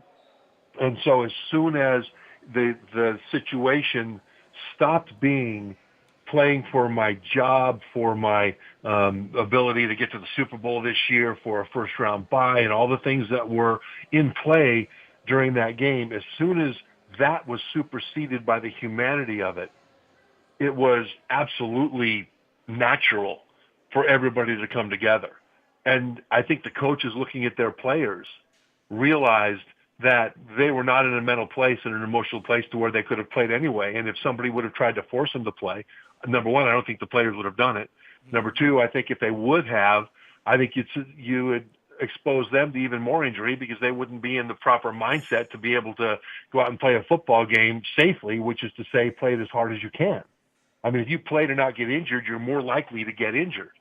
And so I think the coaches recognize that, the players recognize that, and the moment that they saw that there was the kind of an injury that did not fit into any of the puzzle pieces that football players experience on a daily basis, and it was vastly more serious than the sportsmanship. I wouldn't even say it was sportsmanship. I would say it was common brotherhood, and what it did was erase the colors of the jerseys and the designs of the helmets that they were playing with. Trevor Matich is our guest. On the other side, where the NFL goes from here, because I'm not sure. And I'm not sure the state of mind of the Buffalo Bills. We'll get into that with Trevor, and we'll do it next. Stillman and Company, 102.5, 106.3 The Game. Bowl season is here. Keeps his feet out of a tackle, and it's a race now. Catch all the action right here at 102.5, 106.3 The Game, and 94.9 The Fan. Down the middle, right on the money, touchdown. All the big moments of bowl season are presented by Boomba's Craft Pizza and Tap House, Pizza, Beer, Sports, headquartered in East Nashville, and by Superbook Sports. My goodness, look out. Bowl season is on 102.5 and 106.3 The Game and the Game Nashville app. This is for the men who never settle, the ones who believe only quitters end a game in a tie, the type of guys who choose the bar with the biggest TVs to overcompensate for theirs at home. This is the Lodge mentality. This is Twin Peaks. Are you a fan of Twin Peaks? Sign up for their e-club to stay up to date on all things Twin Peaks and score free stuff. Signing up is easy. Just visit twinpeaksrestaurant.com/peaks-club to get started today. Now is a fantastic time to sell in Nashville, but you can't do it without the intel. And no one has better intel than the Gary Ashton team. You may be wondering, what is this intel I keep hearing about? Intel so you can sell your home without any staging or showings. Intel on where to find your next home so you can sell your current one while the market's hot. Intel that helps you win the buyer battle and cash in on your home equity now. Everyone else is getting the same information and competing for the same properties. GaryAshton.com gives you the edge with the best real estate intel in Nashville. No one else even comes close. Plus, the Gary Ashton team is the official real estate agent for the Preds. Get the confidence to sell your home and find your dream address without the stress. Call the Gary Ashton team with RE/MAX Advantage today at 615-301-1650 or visit GaryAshton.com. And remember, don't sell without the intel. Signs First, Nashville's leading locally owned and operated sign and physical media company, has been supporting local community organizations for over 30 years. Signs First offers a 10% discount to all churches, nonprofits, and charities. Go to sfnash.com. Want to kick off the new year without any credit card debt? If that sounds good to you, you can do it with Loan Pronto's Express Equity line of credit. Wipe out all those credit card bills right now. Hey, Willie Donick here. Rates are down, and it's a great move to get on more solid financial footing for the new year. You don't have to do a full home refi. You can tap a portion of the equity you have and enjoy a rate that's a whole lot less than what the banks charge on credit cards. With Loan Pronto's Express Equity credit line, you can close in 7 to 10 days. You can access up to 95% of your home's equity. Use that money to pay off those high-interest credit card loans of any type. Credit cards, personal loans, car loans, whatever. Consolidate everything into one easy payment. Even if you did a whole total refi last year, you can tap the equity with this fast, easy program and keep your main loan intact. Call Loan Pronto, 615-499-5780. That's 615-499-5780, or go to loanpronto.com. Equal housing lender, NMLS 166-1781, subject to lender approval. Robbie Stanley. They get a lead in that game and just totally close the door. Joe Rexrode. If he plays next year, it's disastrous. Robbie and Rexrode. Mornings from 6 to 10 on Nashville's best sports talk. ESPN 102.5 and 106.3 The Game, and on the Game Nashville app. You're listening to Stillman and Company, presented by TriStar Moving on 102.5 and 106.3 The Game and the Game Nashville app. Stillman and Company, Trevor Matich is with us, ESPN college football analyst, presented by Twin Peaks, home of wall-to-wall sports with 29-degree drafts and Houston Clinic Orthopedics when experience matters. Trevor, I do not know. The Buffalo Bills are scheduled to play 5 days from now against the New England Patriots in Week 18. I don't know what the league is going to do about last night's game, but there are huge playoff ramifications there. The league last night, and I think correctly, said their focus was on Demar Hamlin. And I believe we could see it on the faces of the Bills players that their focus was on Demar Hamlin too. Trev, if there's not a resolution as to what happens with Demar Hamlin, how are they going to be prepared to play the New England Patriots in 5 days? You played in the league. What do you make of it? Well, it's hard to get into the emotional state to be able to prepare, isn't it? And it's not just getting ready. It's not just the game emotionally. It's the week of preparation. If you're messed up, for lack of a better term, during preparation, you could kind of be over it on game day, and you're still not going to perform well. So that's a hard thing. I mean, but they have to do it. They have to play. Or they don't.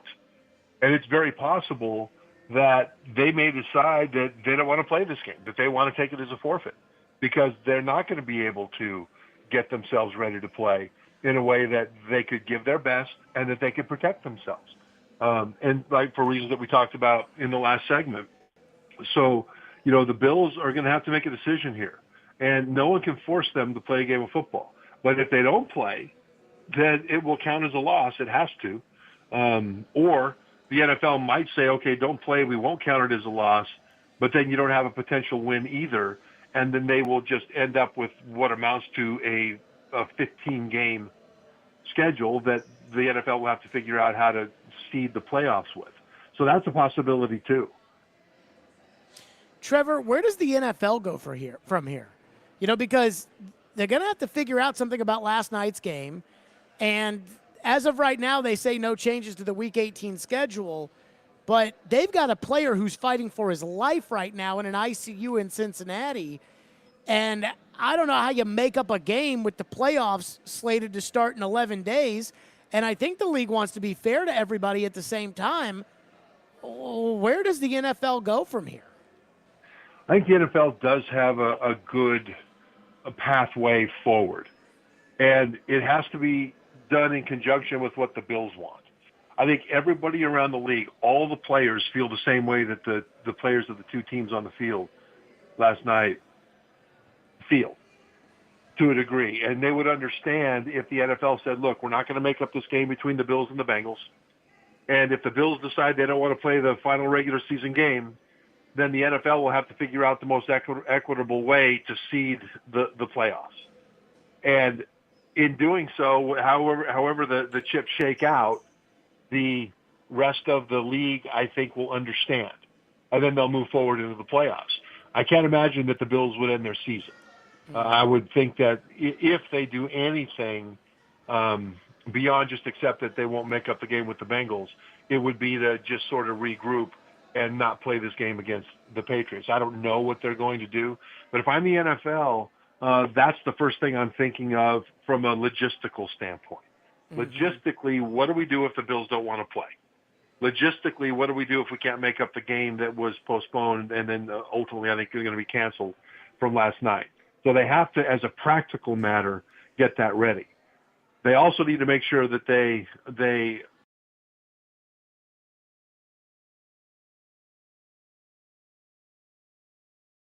on the Bengals and all around the league have whatever support they need, because some players will see that as, oh, that's bad. Glad it didn't happen to me. Let's keep going. Some players will be deeply affected by it.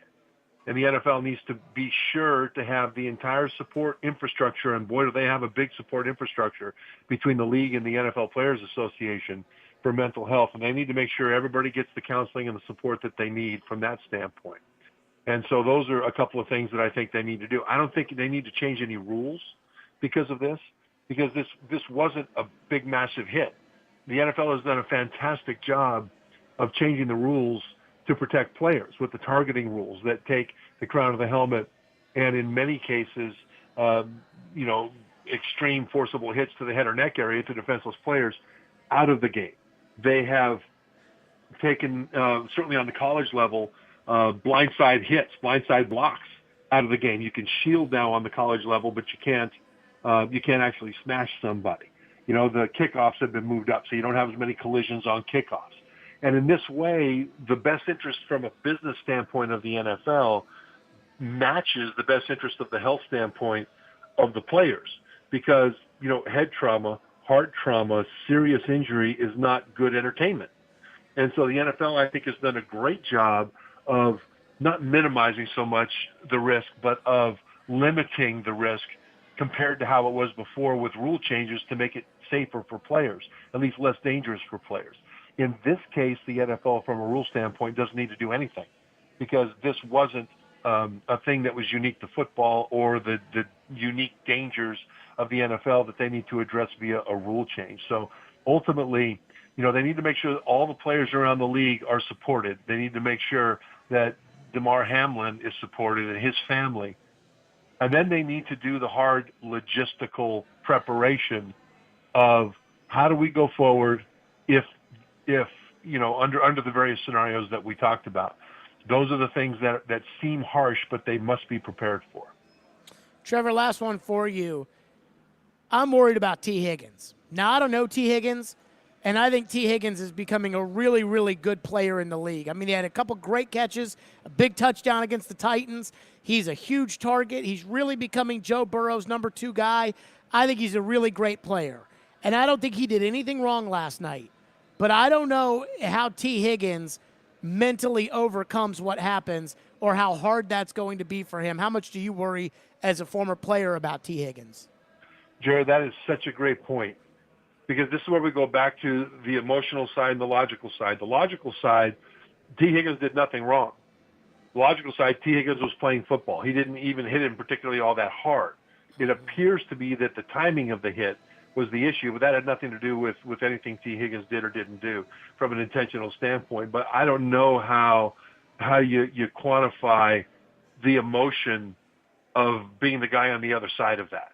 Because if it's true that he flatlined, that player died based on the hit you were involved with, then they brought him back. If that's what happened, and if I were T. Higgins, I would be thinking that. And we still don't know what the future holds for Demar Hamlin in terms of a full recovery, a partial recovery. We don't know. And from a standpoint of being involved in that, T. Higgins, I can't even begin to imagine what he must be going through right now. And I hope that I never do have to imagine what T. Higgins must be going through. I mean, it's secondary and subordinate to what Hamlin and his family are going through, but it's still a real thing for T. Mm-hmm. Trevor Matich always joins us on a Tuesday. Trevor, I was hopeful that we'd get into the college football playoff. I was excited to hear your thoughts on it, but after watching the game last night, I will probably at some point be jazzed up about the playoff and about the Jacksonville game this weekend, but that was tough to watch last night and what it meant for a sport that I know you love so much. Great stuff, Trevor. We really appreciate your time. I appreciate it, Jared. And you're doing the right thing, because there's important and there's important. And right now you're focused on things that are above and beyond the game of football. Yeah. Trevor Matich, as always, he's the best, joining us on the program. And coming up next, where the NFL goes from here. Because we are in uncharted waters, and there are big decisions to be made without knowing the future. We'll get to that next. Stillman and Company, 102.5, 106.3 The Game. You love the game. Predators win it in overtime. Touchdown, Tennessee. We live the game. My quarterback needs me to step up. He can make a defense pay. We are. 1, 2, 3, 4. I think it was a good game. You had a couple of big plays. Roman Yossi scores. The Game. Nashville's best sports talk, 102.5 and 106.3 The Game, and the Game Nashville app. ElectronicExpress.com. We make it happen.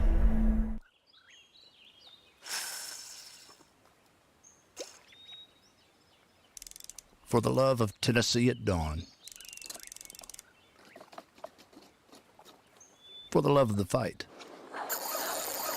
For the love of having nowhere else you'd rather be. For the love of Tennessee. Travel safe. Brought to you by the Tennessee Department of Tourist Development, the Tennessee Association of Broadcasters, and this station. Looking for a career with purpose or have that passion for youth development? Boys and Girls Clubs of Middle Tennessee provides a safe place where youth gain the tools to learn, lead, and reach their full potential. And that starts with you, offering competitive pay and free after-school care for employees. Learn more at bgcmt.org. Time for the Preds Report. Presented by Newton Nissan. Max Hers here with your Preds Report for Tuesday, January 3rd.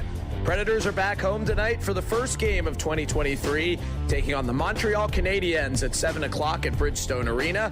Pre-game coverage at 6 p.m. on 102.5 and 106.3 The Game. We hope to see you at Bridgestone Arena tonight.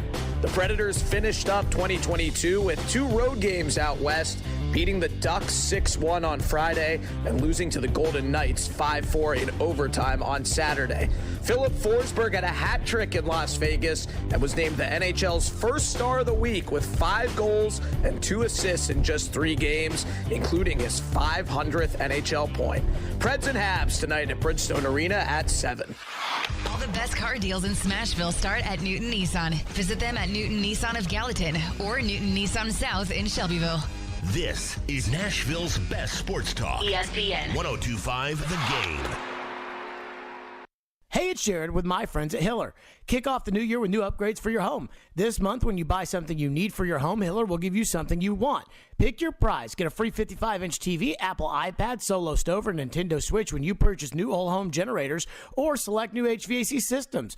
Or a free 55-inch TV, Nintendo Switch, or Solo Stove when you upgrade to a new tankless water heater. There's no better time to take care of necessary home replacements, so call Hiller. That's Hiller Plumbing, Heating, Cooling, and Electrical. Call the Happy Face Truck today. Are you looking for Tennessee-grown and crafted THC, CBD, Delta 8, Delta 9 products? Then float on over to ounceofhope.com. On top of the widest selection of luxury edibles and smokables, their customer service team is high quality and prepared to help select the right cannabis product for your needs. Their knowledgeable team will have you flying high with a smile. That's ounceofhope.com, made locally in Memphis. Ounce of Hope is Memphis Flyers' best cannabis shop 2 years in a row. Legal THC delivered to your door. ounceofhope.com. Now, your Game Center update. This Game Center update is brought to you by the law offices of Amanda J. Gentry. We begin on the latest with Buffalo Bills safety Demar Hamlin after he suffered a cardiac episode on the field during Monday Night Football last night. Per the Bills, Hamlin spent the night in the intensive care unit and remains there today in critical condition at the University of Cincinnati Medical Center. We will keep you updated with the latest news. The Nashville Predators are back on the ice tonight. They'll look to get back on the winning track versus Montreal after losing to Vegas on Saturday. Puck drop versus Montreal is at 7, with pregame at 6 right here on the Preds Radio Network.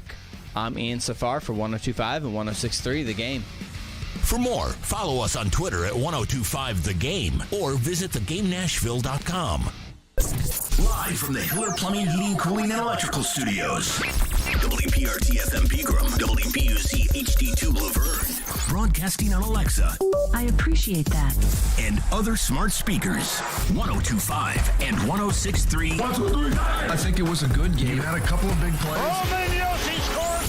The Game. A Cromwell Media Station.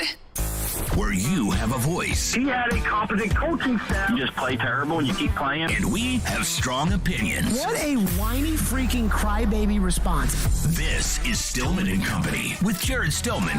Presented by TriStar Moving on Nashville's best sports talk, 102.5 and 106.3 The Game and the Game Nashville app. Stillman & Company is delivered by TriStar Moving, 102.5, 106.3 The Game, streaming live on Twitter, Twitch, YouTube, and Facebook Live. Thanks to Superbook Sports Live from the Hiller Plumbing, Heating, Cooling, and Electrical Studios. Bridgestone Arena tonight, Preds and Habs. Pre-game in less than an hour, puck drop in 2. Coach Walt Wells, the 2022 Atlantic Sun Coach of the Year at Eastern Kentucky, who happened to have a cardio event himself, had to miss the first part of the season, but made it all the way back to win Atlantic Sun Coach of the Year. He will join us at 5:30. His experience recovering from his own cardio incident as again we are following the story of really the season. Demar Hamlin suffering the cardio incident last night with the Buffalo Bills on Monday Night Football.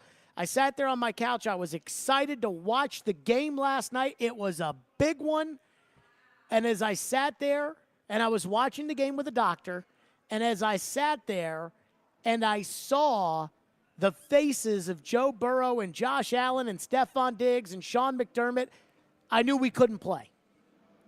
And the league made the right call. Regardless of the 5-minute warm-up period and then the two coaches, they ended up making the right call by not playing the game. But now I wonder where the league goes from here. The league released a statement 4 hours ago in which they said that the Bengals-Bills game will not be played this week, which makes sense because the Bills have traveled back to Buffalo anyway. And as of right now, no changes to the Week 18 schedule. And yet, Demar Hamlin is in the University of Cincinnati Hospital fighting for his life. They will not know for a couple of days if he will come through from this. He will have to show not just that his heart has been restored as it has been, but that kidney function is returning or that is stable, liver function is operational, and most importantly, brain function. And the scary factor is if brain function is not there, you know what that means. Roger Goodell makes over $40 million a year. Every time somebody hears that or it gets reported, there's always the outrage crowd of, how can Roger Goodell make that much money? Roger Goodell makes that much money because of days like today, because of situations like right now. Week 18 starts in 4 days. The Kansas City Chiefs are playing a game that, depending upon what the league decides to do, could mean home field advantage. Now, how insensitive would it look if the league decides tomorrow we're going to call it a tie, Kansas City controls their own destiny on Saturday? But doesn't Kansas City need to know in 4 days what they're playing for? In 5 days, the Buffalo Bills play the New England Patriots. Well, Buffalo is going to have to practice tomorrow to get ready for the Patriots, right? How do they get to practicing when they've got a teammate that is in the ICU right now in critical condition? What if something were to happen? And these are the decisions that have to be made when you are at the league office. What if he doesn't pull through? And I am hoping and praying that he does.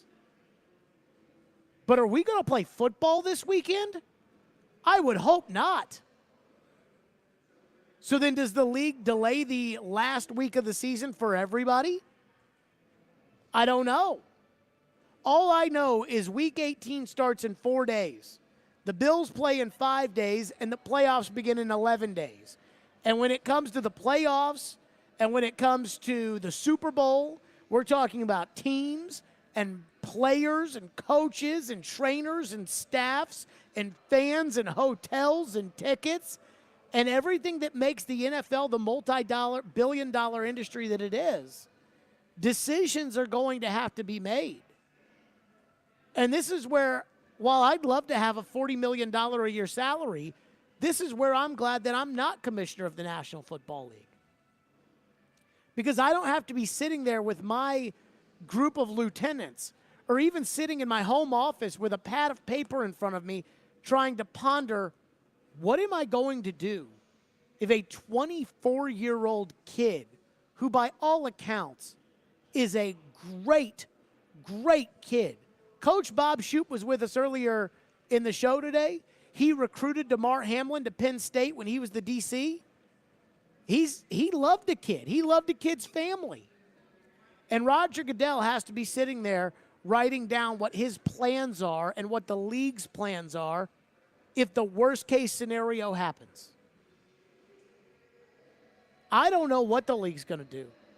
Somebody suggested, and I don't think it's a bad suggestion, that they could essentially call off the Week 17 game between the Bills and the Bengals last night and then after 16 games for the Bengals and the Bills, go off of win percentage as compared to the win percentage for everybody else off of 17 games. But that doesn't fix the issue of the unknown that's ahead. If Demar Hamlin is still in an ICU bed and the doctors don't know if he's going to survive, I don't know if you can ask the Buffalo Bills to play a game on Sunday. And I don't know about the mental state of the Bengals. We talk about the Bills because he's a player on their team and he's their teammate. But you guys saw Joe Burrow's face last night. Trevor and I were just talking about T. Higgins. What do you do with him? Poor guy doesn't do anything wrong. Perfectly legal and clean play. And I don't know how T. Higgins is processing what happened last night. I don't know how the 53 Bengals are processing it last night. A doctor told me last night, CPR, we all see CPR on TV, or if we've ever practiced it, it's usually on one of those dummies. And so you practice the chest compressions on the dummy, but it's different when it's real life. You break ribs when you are going through chest compressions. I had a doctor tell me last night that a lot of times medical students or residents will come into the hospital and they'll be afraid to do CPR too hard. And that the doctors tell them, hey, whoever you're giving CPR to is already dead. So you can't make it worse. The only thing you can do is make it better. So give it the best shot you have. Well, the Buffalo Bills players and the Cincinnati Bengals players, they're not the trainers and the doctors who are certified in CPR. They saw it. I had another doctor tell me that viewing a family member, a friend, a colleague going through CPR can be traumatic. And all those Bengals and Bills players saw it. Even when you listen to Joe Buck last night on the broadcast, he saw it from above the booth. How is he processing what he saw? Now, we can play football without Joe Buck, but we can't play football without two of the teams that are going to make it to the playoffs. And this is where the league has some big decisions to make. And this is where I feel for the league office from the standpoint that whatever they decide to do is not going to be completely fair, nor is it going to for sure be the right thing to do. This is a situation nobody has ever been through before. At least nobody in this era has ever been through before. In one of the biggest games of the season, a guy died on the field last night. They revived him, and hopefully he'll be with us for a long, long time. But we don't know that. And yet at the same time, the league has to, as a responsible business with billion-dollar partners, has to be planning for, okay, what's next? And I don't know what's next. Is what's next telling the Buffalo Bills, hate to break it to you, but you got to play on Sunday? Is that what's next? I don't know. Is what's next waiting the week and deciding to suspend play for the entire league and pushing the season back a week and pushing the Super Bowl back a week? That might be a logistical nightmare. But again, I don't know how much of a logistical nightmare that would be. I just know that the NFL has to be making plans. The NFL has to be thinking about where they go from here. And whatever decision they're going to make, it's going to be a hard decision. And it's going to affect many. And there's no way to know, given the current state that Demar Hamlin is in, there's no way to know if it's going to be the right decision or not. If you tell the Buffalo Bills, and this is what Roger Goodell's got to be thinking, and I almost don't want to say this because I don't want to speak this into existence, but if you tell the Buffalo Bills today you have to play Sunday, and Demar Hamlin doesn't make it, how would you feel? everybody in the league saw one of their brothers in the game on national TV have a cardiac arrest on the field, how do they feel about playing on Sunday? What if Demar Hamlin doesn't make it and they find out on Friday? Does the league still play on Sunday? Do the Titans, who may have already landed in Jacksonville, do they play? I don't have the answers to that. And you may say, well, Jared, you're supposed to have the answers. You have you're an opinionated guy. This is an opinionated. I don't make $40 million a year. I don't have to make these decisions. The only thing that I think about is the feeling I had in my stomach when I saw Josh Allen's face last night and Stephon Diggs' reaction, and I thought I was going to throw up. And I have to believe Roger Goodell was watching TV just like I was. I've never seen Roger Goodell in a T-shirt. I was just thinking about that earlier today. And yet Roger Goodell is probably in his house. We know he's got that very comfortable chair. He's probably watching the game in his boxers and a T-shirt, and he saw the same thing we saw. And that same feeling that I had where I thought I was going to throw up, where I was totally torn up on the couch last night, Roger Goodell probably had to go through the same thing. I don't know where the league's going to go from here.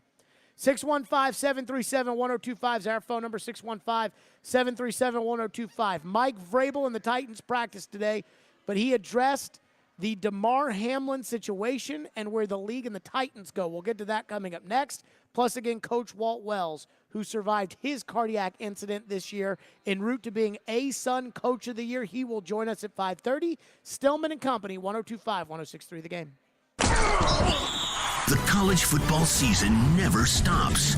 ESPN college football analyst Trevor Matich joins Stillman and Company every Tuesday at 4:30. They've got to do what Nick Saban in Alabama has done so successfully over the last 10 years. Presented by Houston Clinic Orthopedics on Nashville's best sports talk, 102.5 and 106.3 The Game and the Game Nashville app. There's never a good time for your furnace to go out, especially in the winter, but it's always a good time to call Lee Company. Our heating and air conditioning pros are available 24/7. No heat? Don't wait. Call Lee Company now at 615-567-1000. Our expert technicians will diagnose the issue and fix it right the first time. When you're cold, you need someone you can count on to bring the heat. Call Lee Company now at 615-567-1000 or visit leecompany.com. This is for the men who never settle, the ones who believe only quitters end a game in a tie, the type of guys who choose the bar with the biggest TVs to overcompensate for theirs at home. This is the Lodge mentality. This is Twin Peaks. No one does happy hour like Twin Peaks. From tequila cocktails and an extensive bourbon category to top shelf spirits and cocktails served over ice balls, local craft beers and handcrafted whiskey cocktails round out an adventurous drink menu. And don't forget about their 29-degree man-sized drafts. Finding great candidates to hire can be like, well, trying to find a needle in a haystack. Sure, you can post your job to some job board, but then all you can do is hope the right person comes along, which is why you should try ZipRecruiter for free at ZipRecruiter.com/free. ZipRecruiter doesn't depend on candidates finding you. Its powerful technology identifies people with the right experience and actively invites them to apply to your job. You get qualified candidates fast. So while other companies might deliver a lot of hay, ZipRecruiter finds you what you're looking for. The needle in the haystack. 4 out of 5 employers who post a job on ZipRecruiter get a quality candidate through the site within the first day. ZipRecruiter, the smartest way to hire. And right now, you can try ZipRecruiter for free. That's right, free. Just go to this exclusive web address, ZipRecruiter.com/free. That's ZipRecruiter.com/free. ZipRecruiter.com/free. Patients go to Houston Clinic Orthopedics after they've exhausted other pain management treatments, like physical therapy or lifestyle changes. If you suffer from chronic pain, interventional pain management may be the solution. With interventional pain management, the physicians at Houston Clinic Orthopedics use a variety of quick, minimally invasive procedures. The goal is to disrupt the pain cycle and reduce or alleviate your pain. Schedule your appointment at tn.houston.com. When experience matters, trust Houston Clinic Orthopedics. Want to see our smiling faces? You You can watch us on Twitch, Twitter, YouTube, and Facebook Live. We are good to go. Presented by Superbook Sports, voted #1 sportsbook in Vegas. Strong opinions and a strong personality on your drive home. This is Stillman and Company, presented by TriStar Moving on 102.5 and 106.3 The Game and the Game Nashville app. Stillman and Company live at Bridgestone Arena. Again, Coach Walt Wells will join us. I almost said former. He survived a cardio incident at EKU this fall en route to winning the 2022 ASUN Coach of the Year. Really excited about that. His perspective, both as a coach and somebody who survived a cardio incident. Again, the big story around the NFL, unfortunately, Demar Hamlin. The only updates from the Bills are that he spent last night and today and currently is in the ICU at UC Medical Center. And the NFL says that the Bills and the Bengals will not be played this week, and no changes as of now to the Week 18 schedule. Coach Mike Vrabel today met with the media, and I did wonder how Vrabel was going to approach the news, because the football mentality is next man up. But we've never seen a cardio incident on the field like that in this generation. Mike Vrabel, as the Titans get set to take on the Jags on Saturday, which means Wednesday practice gets moved to Tuesday. Mike Vrabel today opened up about what happened last night. Difficult day, obviously, for the players and the coaches and the NFL and our fans and anybody that's even knows the NFL. So obviously we want to, on behalf of the Titans organization, our players and everybody involved, send our deepest sympathies and our concerns and our prayers to Demar, who, by all accounts is fighting his tail off in Cincinnati. To his family who watched that unfold, in front of their eyes. To Demar's football family in Buffalo and Pittsburgh, those teammates. And, we have one of those guys, Rashad Weaver, was a teammate of his. So, doing everything we can just to continue to support him and sending out, obviously our thoughts to everybody involved. You wonder how much these coaches get invested in other games, because the way they make it sound is like they sit in their office and they lock the door and they just watch game tape all day. But you can tell that Mike Vrabel is keenly aware of what happened last night, and he even talked about the two coaches that we saw a lot of, Zach Taylor of the Bengals and Sean McDermott of the Bills. Just commend Zach and Sean for their leadership that they showed last night, for the example that they showed. Really in awe of the players on both sides, Buffalo and Cincinnati. The way that they supported each other was amazing to see. And it just, we all watch these games differently. Fans watch them at home or a bar, or, coaches in this league watch them, as they're working and the game's on in the background. So, we were all affected, differently, but, we just send our condolences and really just the respect that we have for everybody involved and wish nothing but the best for Demar. And then Mike Vrabel opened up as well about his perspective, having seen this as a parent of an NFL player. Well, I think the one thing that resonates now is, when you're a parent and your kids play sports, with all respect to the other players, you don't really watch them. You don't watch the game. You stare at your son or your daughter, who's an offensive lineman or a third baseman, and you don't know if it was a ball or a strike, and you don't know if it was a run play or a pass play. You just kind of watch your son or daughter, and that's kind of how you watch sports as a parent. So I guess that's what I thought is that he has a grandparents or parents, that watch that, and they didn't know how T. Higgins got the ball. They just saw him make a tackle. They watched him, progress through the play. So I guess that's where I went, and then, just watched everything unfold with the coaching staffs and, the players, how they supported each other.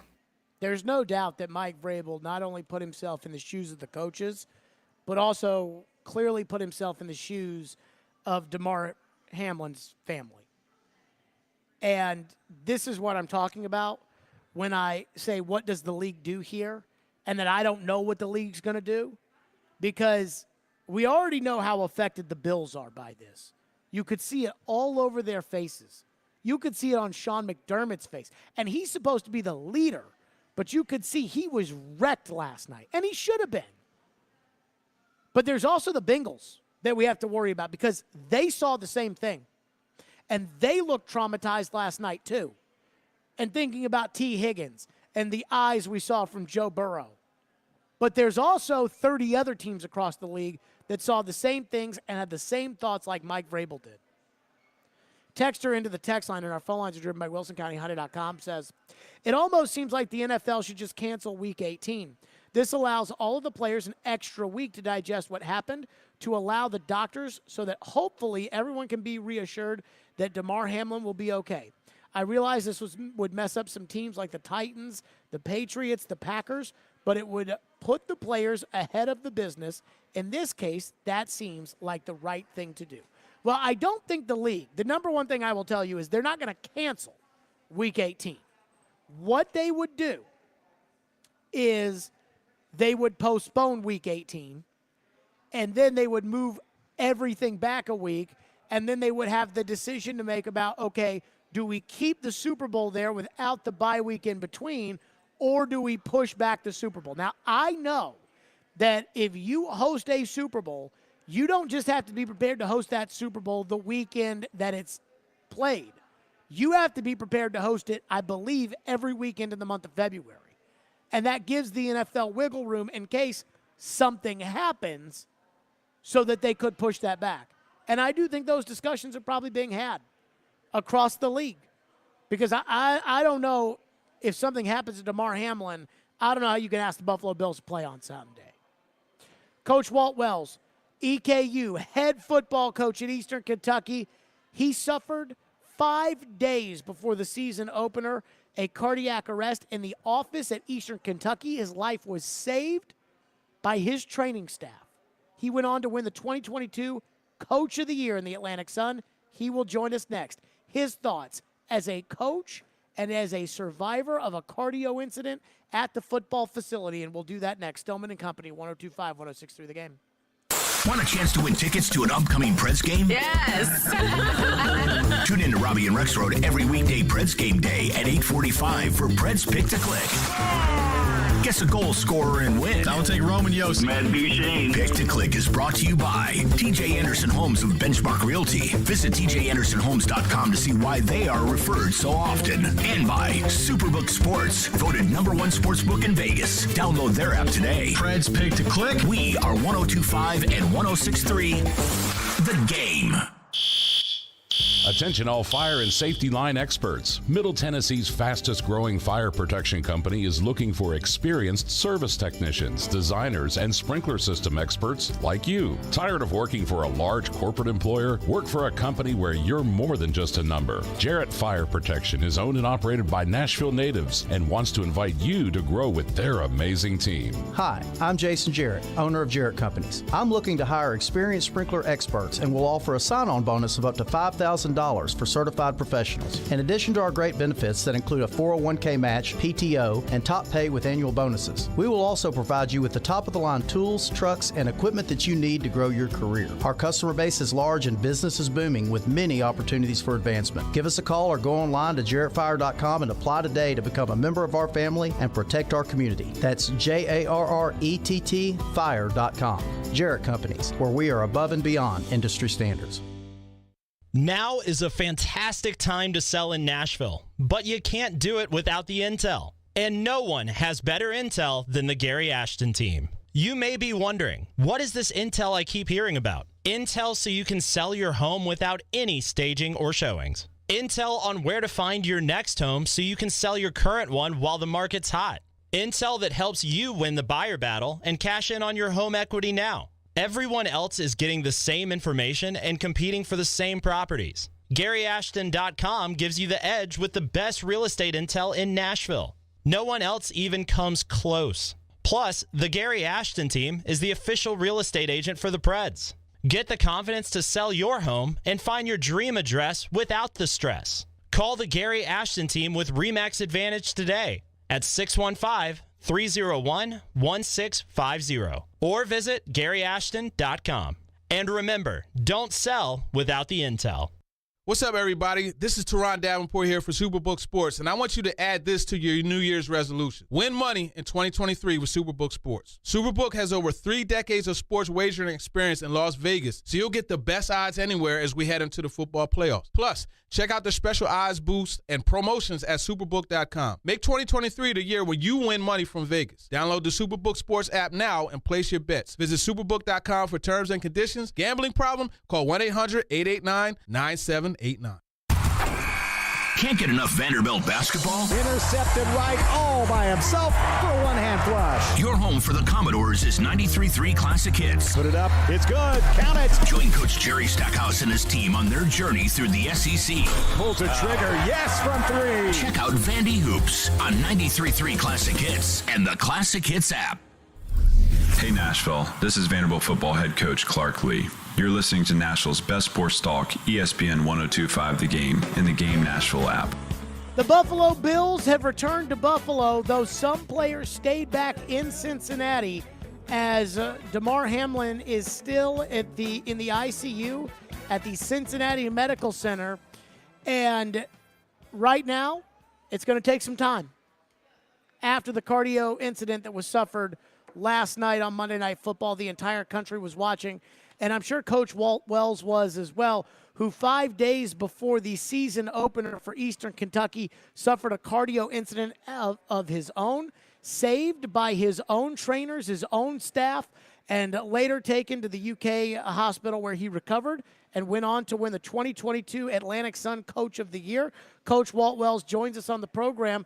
So, Coach, I want to start out. You have a unique perspective of last night's incidents and what we all saw, simply because part of it you've lived through, the other part, you're a coach, and I think you can empathize with the coaches last night. What did you think last night watching the game?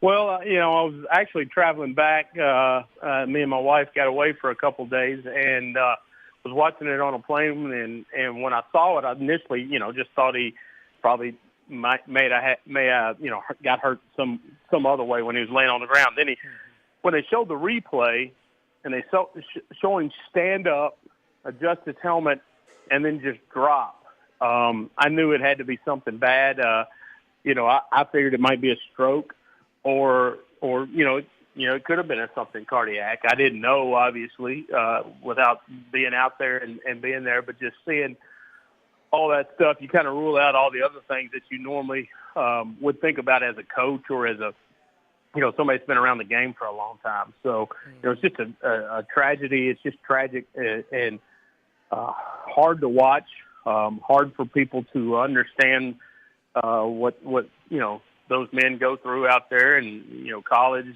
high school, the pro, to everything. And, it was just hard to watch. One thing I kept thinking about was how lucky Demar Hamlin probably was to have the medical staff right there, have the Bengals medical staff right there as well, and to be able to have the kind of care that they have with these trainers and the certifications and the team doctors and the police escort to the hospital and the doctors that he's going to have right now at the UC Medical Center that you had at the Kentucky Medical Center.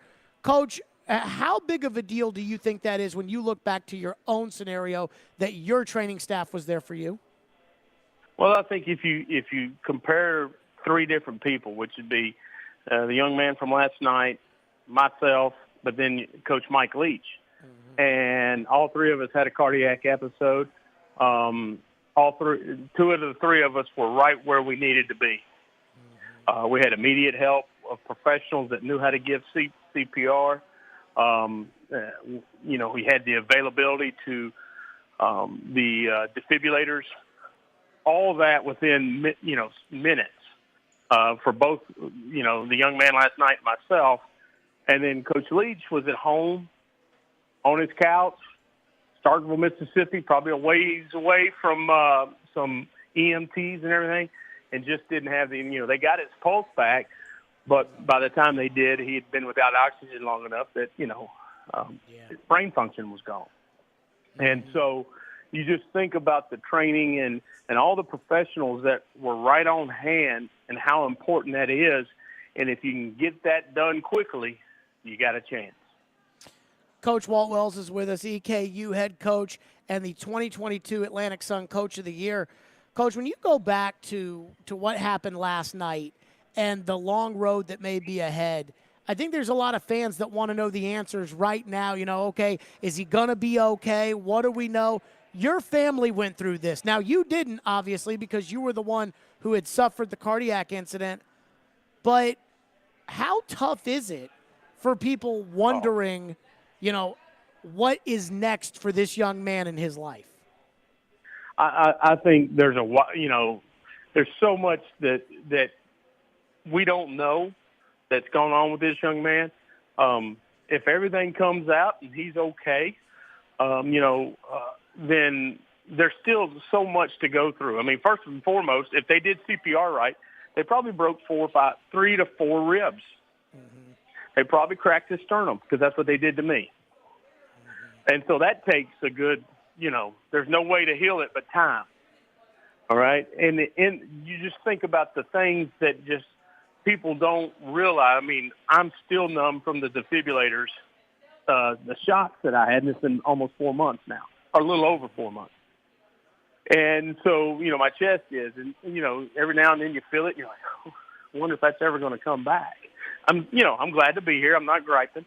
And then you've got all the mental health things that, just take time. And, mine's different. Mine's 55 years of bad choices, right? Eating and being an offensive lineman and stress and coach. This young man's 24 years old. He's a defensive back, so he's in great physical condition. From all we know, he took a shot in the heart at the right, little precise place. And so you don't know what all has gone into the testing that he's done and everything that he's gone through. Plus, your loved ones were there to see every bit of it. And, there's going to be all that you have to go through to even think about maybe coming back. And I don't know if he'll ever come back from it because, he's going to have to tackle if he goes back. And he's going to put himself in that position. And, when you're young, it's easier to forget. But that's an episode that, you don't remember anything, or at least I don't. And I laid on the floor for 4.5 minutes without a pulse or a heartbeat. Coach, you don't remember anything, but you still have the effects of, what you survived. Mm-hmm. And do you want to go through that again? Yeah. And Coach, I mean, I remember when you were going through it and we were, following updates for you. When you came out of it and you saw how your team had reacted, what did that mean to you? And what do you think? Let's say that Demar is lucky enough to survive, and the reaction that he had not only from his own team but across the league and across the country last night. How much did that mean to you when you came out of it, and how much do you think it may mean to him? Oh, I think it's a blessing to you don't realize how many people you would touch as a coach. Okay, you really don't. And I had guys, that's my first job was in 1994 down there at Cumberland University in Lebanon. Mm-hmm. And I've had guys from there all the way through, high school teammates, college teammates, obviously family members, everybody, that an outpouring of concern, all the people here in Richmond, people in Bowling Green, Tampa, everywhere I've been, Knoxville, everywhere. It's been unbelievable. You don't realize that. And what he's going to realize when he wakes up is all of that. And it's going to overwhelm him. It's going to emotionally, make you happy, but also, make you understand what you just went through. Because, people just don't reach out for a broken leg or a blown out knee. Mm-hmm. Few people do. But when you go through something like that, which he, obviously they're doing that CPR because he had no pulse on the field. He had no heartbeat. And that's major. And all the people in his 24 years that have touched him and he has touched, I guarantee you, have somehow reached out to him. And I think that's, that'll be special for him. I mean, just to see his cause that he has, the toy drive, go from 2,500 people, $2,500 he's trying to raise to over, last I checked, it was over, $3 million? Mm-hmm. And, I mean, that's phenomenal. And the good that has come out of that. And he'll feel led to talk about CPR and talk about the importance of it and talk about the importance of the defibrillators being around, because that's everyday life. There's more people that need a defibrillator in a normal business building than do on a probably football field, to be quite honest. Coach Walt I'm saying Wells they shouldn't have them.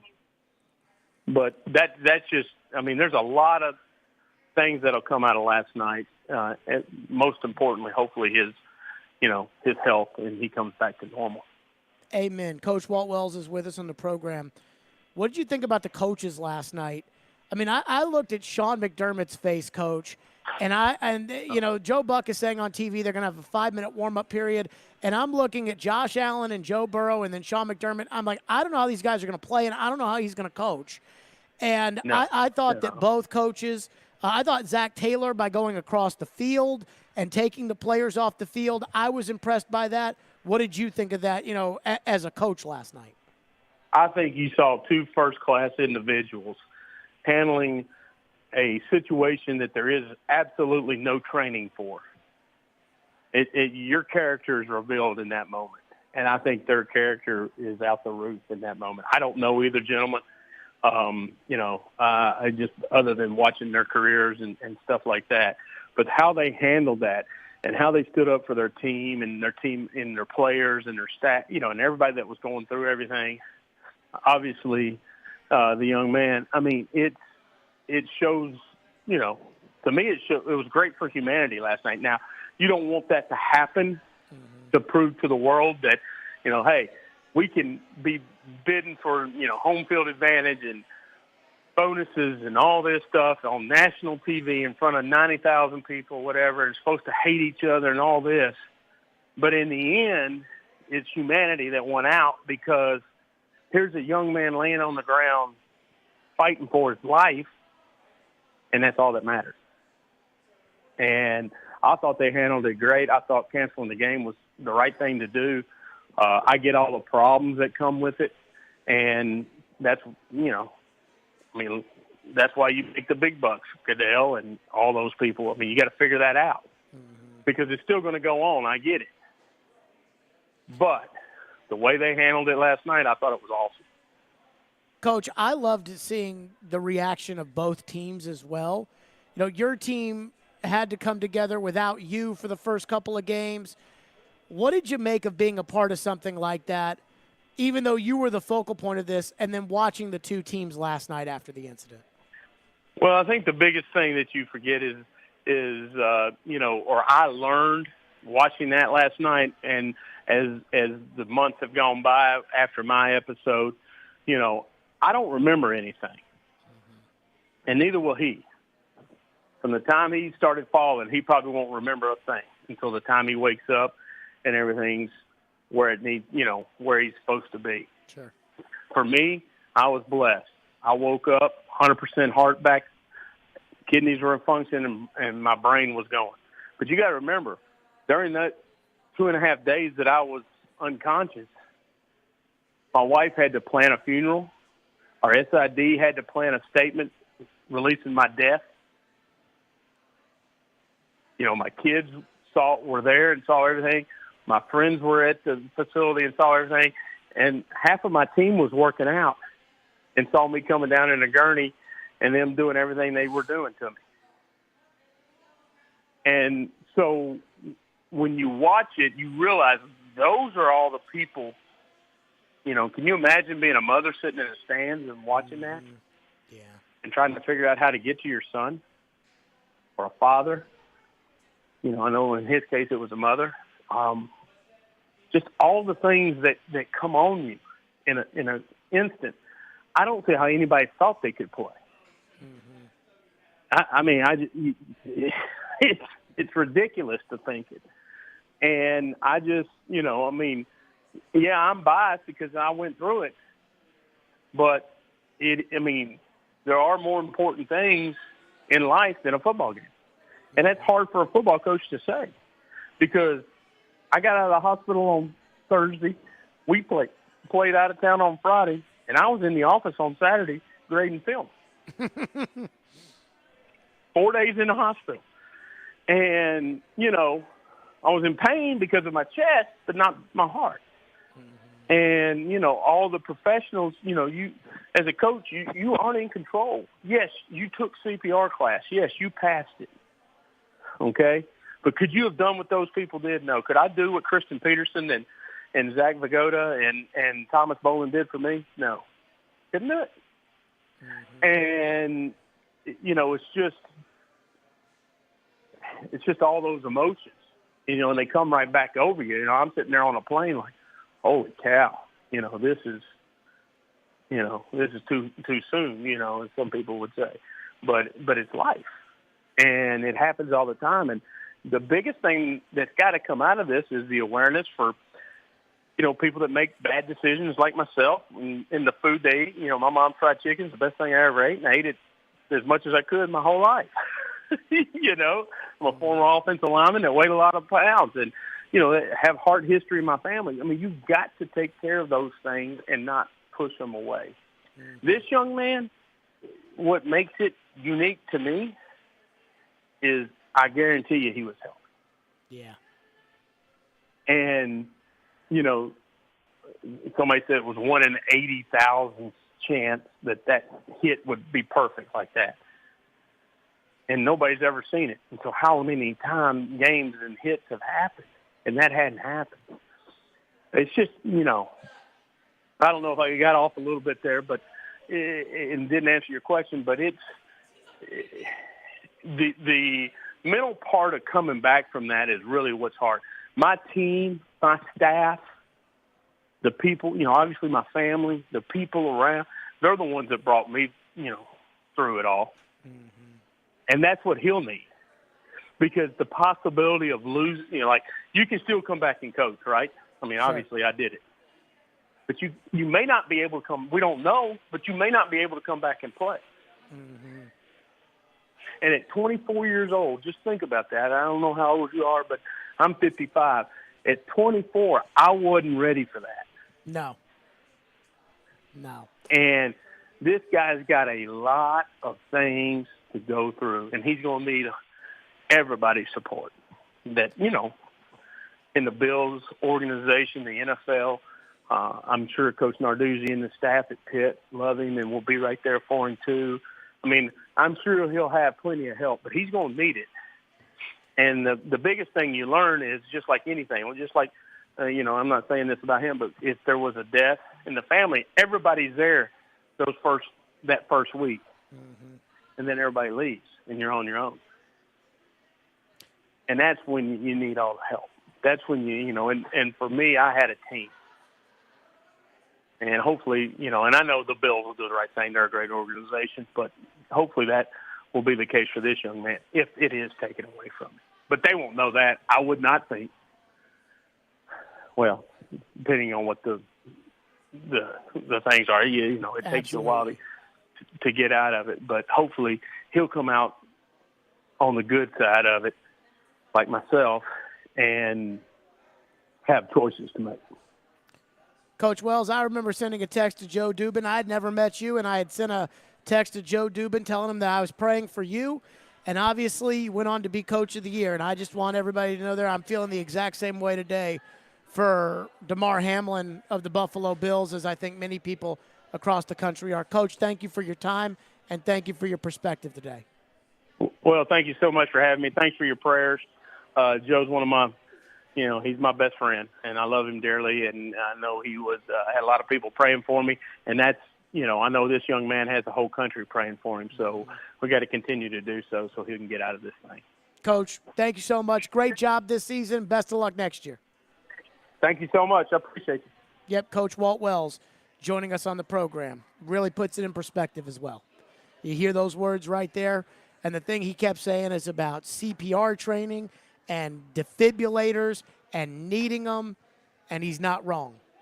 And you never know. You never know. And I think we saw that last night. Stillman and Company will continue right here, 102.5, 106.3 The Game. The sports talk doesn't end on Friday. Join Michelle Knezovic and Junie Riddle for Michelle and Junie. Have they truly been tested yet? I really want this to be a good game. Michelle and Junie, every Saturday morning at 9. Presented by Superbook Sports and the Nashville Jam Company. I think Junie and I are going to go hit breakfast/brunch there after the show. On 102.5 and 106.3 The Game and the Game Nashville app. Hose and Belting Specialties in Murfreesboro is your local source for hydraulic, air, water, and chemical hoses, along with conveyor, timing, and metric belt needs. They stock metric fittings for both air and hydraulic applications. Hose and Belting Specialties stocks Parker hydraulic hoses and fittings, Goodyear Conti-Tech industrial hoses, and V-belts, just to name a few of their lines. For any of your industrial needs, call 615-895-HOSE. 615-895-HOSE. Want to kick off the new year without any credit card debt? If that sounds good to you, you can do it with Loan Pronto's Express Equity line of credit. Wipe out all those credit card bills right now. Hey, Willie Donick here. Rates are down, and it's a great move to get on more solid financial footing for the new year. You don't have to do a full home refi. You can tap a portion of the equity you have and enjoy a rate that's a whole lot less than what the banks charge on credit cards. With Loan Pronto's Express Equity credit line, you can close in 7 to 10 days. You can access up to 95% of your home's equity. Use that money to pay off those high-interest credit card loans of any type. Credit cards, personal loans, car loans, whatever. Consolidate everything into one easy payment. Even if you did a whole total refi last year, you can tap the equity with this fast, easy program and keep your main loan intact. Call Loan Pronto, 615-499-5780. That's 615-499-5780, or go to loanpronto.com. Equal housing lender, NMLS 1661781, subject to lender approval. 312 Pizza Company is home to Southeastern Carolines with Caroline Fenton. Hey, it's Hutton. Interest rates are rising, but not at Spring Hill Heating and Cooling. Replace your old unit fast before new regulations increase prices up to 20%. Get a new unit today at today's price and receive up to $1,500 off, or get 18 months of no payments, so the first payment is not until spring of 2024. At Spring Hill Heating and Cooling, all new systems come with a 10-year parts and labor warranty. Schedule your appointment now at springhillac.com. That's springhillac.com. Robbie Stanley. To avoid non-contact injuries and not repeat last year, Joe Rexroad. Just wait until next year's national TV schedule comes out. Robbie and Rexroad. Mornings from 6 to 10 on Nashville's best sports talk. ESPN 102.5 and 106.3 The Game, and on the Game Nashville app. You're listening to Stillman and Company, presented by TriStar Moving on 102.5 and 106.3 The Game and the Game Nashville app. It's Hockey Night in Smashville. Deflects back for Duchesne. His shot stopped, and the score! What are the keys to victory tonight? What's being said in the locker room? Where do the Preds reside in the Central Division standings? Jared Stillman has the latest now. With Preds Game Day on Stillman and Company. This is Smashville's best sports talk. ESPN 102.5 The Game and the Game Nashville app. Predators Game Day is presented by TJ Anderson Homes of Benchmark Realty. TJ is my realtor, and he can be your realtor too. Not only that, TJ's taking care of 2 purchases for me, and I have absolutely no qualms at all when it comes to referring my friends to TJ, and he has done so much for them. That's TJ Anderson Homes of Benchmark Realty. Again, my realtor. Talk to TJ. Good man. He'll take great care of you. TJAndersonHomes.com. They got all these tools as well you can use. That's TJAndersonHomes.com. TJ Anderson Homes of Benchmark Realty. Tonight, the Predators take on the Montreal Canadiens. The Predators are 15, 14, and 6. Good for 36 points. The Canadiens, who Max Hurst says absolutely stink. The Canadiens are 15, 19, and 3, which is good for 33 points. So they can't stink that bad if they're only 3 points worse than the Predators. But I'll take Max at his word on it, because what do I know about the Montreal Canadiens? With that, we start with the coach's take, John Hines, on tonight. Well, I know they had a hard practice yesterday, and I think, a lot of times the wounded dog hunts best, right? So, they're going to come in as the last game of a road trip for them. I think when you look at their lineup, they got a lot of skill. Last few games haven't gone well for them, but like anything, like any team we play, it's the National Hockey League. You got to be at your best. You got to play the game the right way. And for us, it's important that we're at the competitive level and playing with the execution level that gives us a chance to win. So, I mean, Max must be right if the coach's clip is him just basically saying, yeah, I bet they had a hard practice yesterday because they've been getting their rear end spanked so bad. So there may be something to that. And again, how I feel about the season and the team and how they feel talking about the Predators, how they feel about the season and the team may be two totally different things. But if you're going to turn it around, you don't go to overtime or lose to teams like tonight. Now, taking a look at the standings, the Predators still down there towards the basement, which is not good. 36 points, not going to cut it. Not good enough right now. And again, I think the division and all that, I think that's kind of out of the question. Now, the wild card, could they sneak into the playoffs? As of right now, the Predators are 3 teams back of a playoff spot, and they are a solid. Now, they have games in hand, which Willie always mentions on the midday show, so I'll be sure to mention it here. But they are a solid 6 points out of a playoff spot. Again, if they're going to make the playoffs like they promised they will, if they're going to make the playoffs, they're going to have to win games like this tonight. Time now for my final thought, presented by T.J. Anderson Homes of Benchmark Realty. Again, T.J. Anderson is my realtor. Did y'all see what Connor Bedard did in I guess it's the World Juniors? I don't know. I don't keep up with what, like high school kids playing hockey. But let me say this. Apparently, this is supposedly a loaded draft class. And so, winning is great, but losing might also have a little bit of winning involved in it. So really, you can look at the outcome of any of these games as a win-win. So there you go. Predators tonight coming up against the Montreal Canadiens, because you have to know, in Montreal, they take this very seriously. Max Hers has the pregame show. That's next. Stillman and Company. We'll see y'all tomorrow at 2.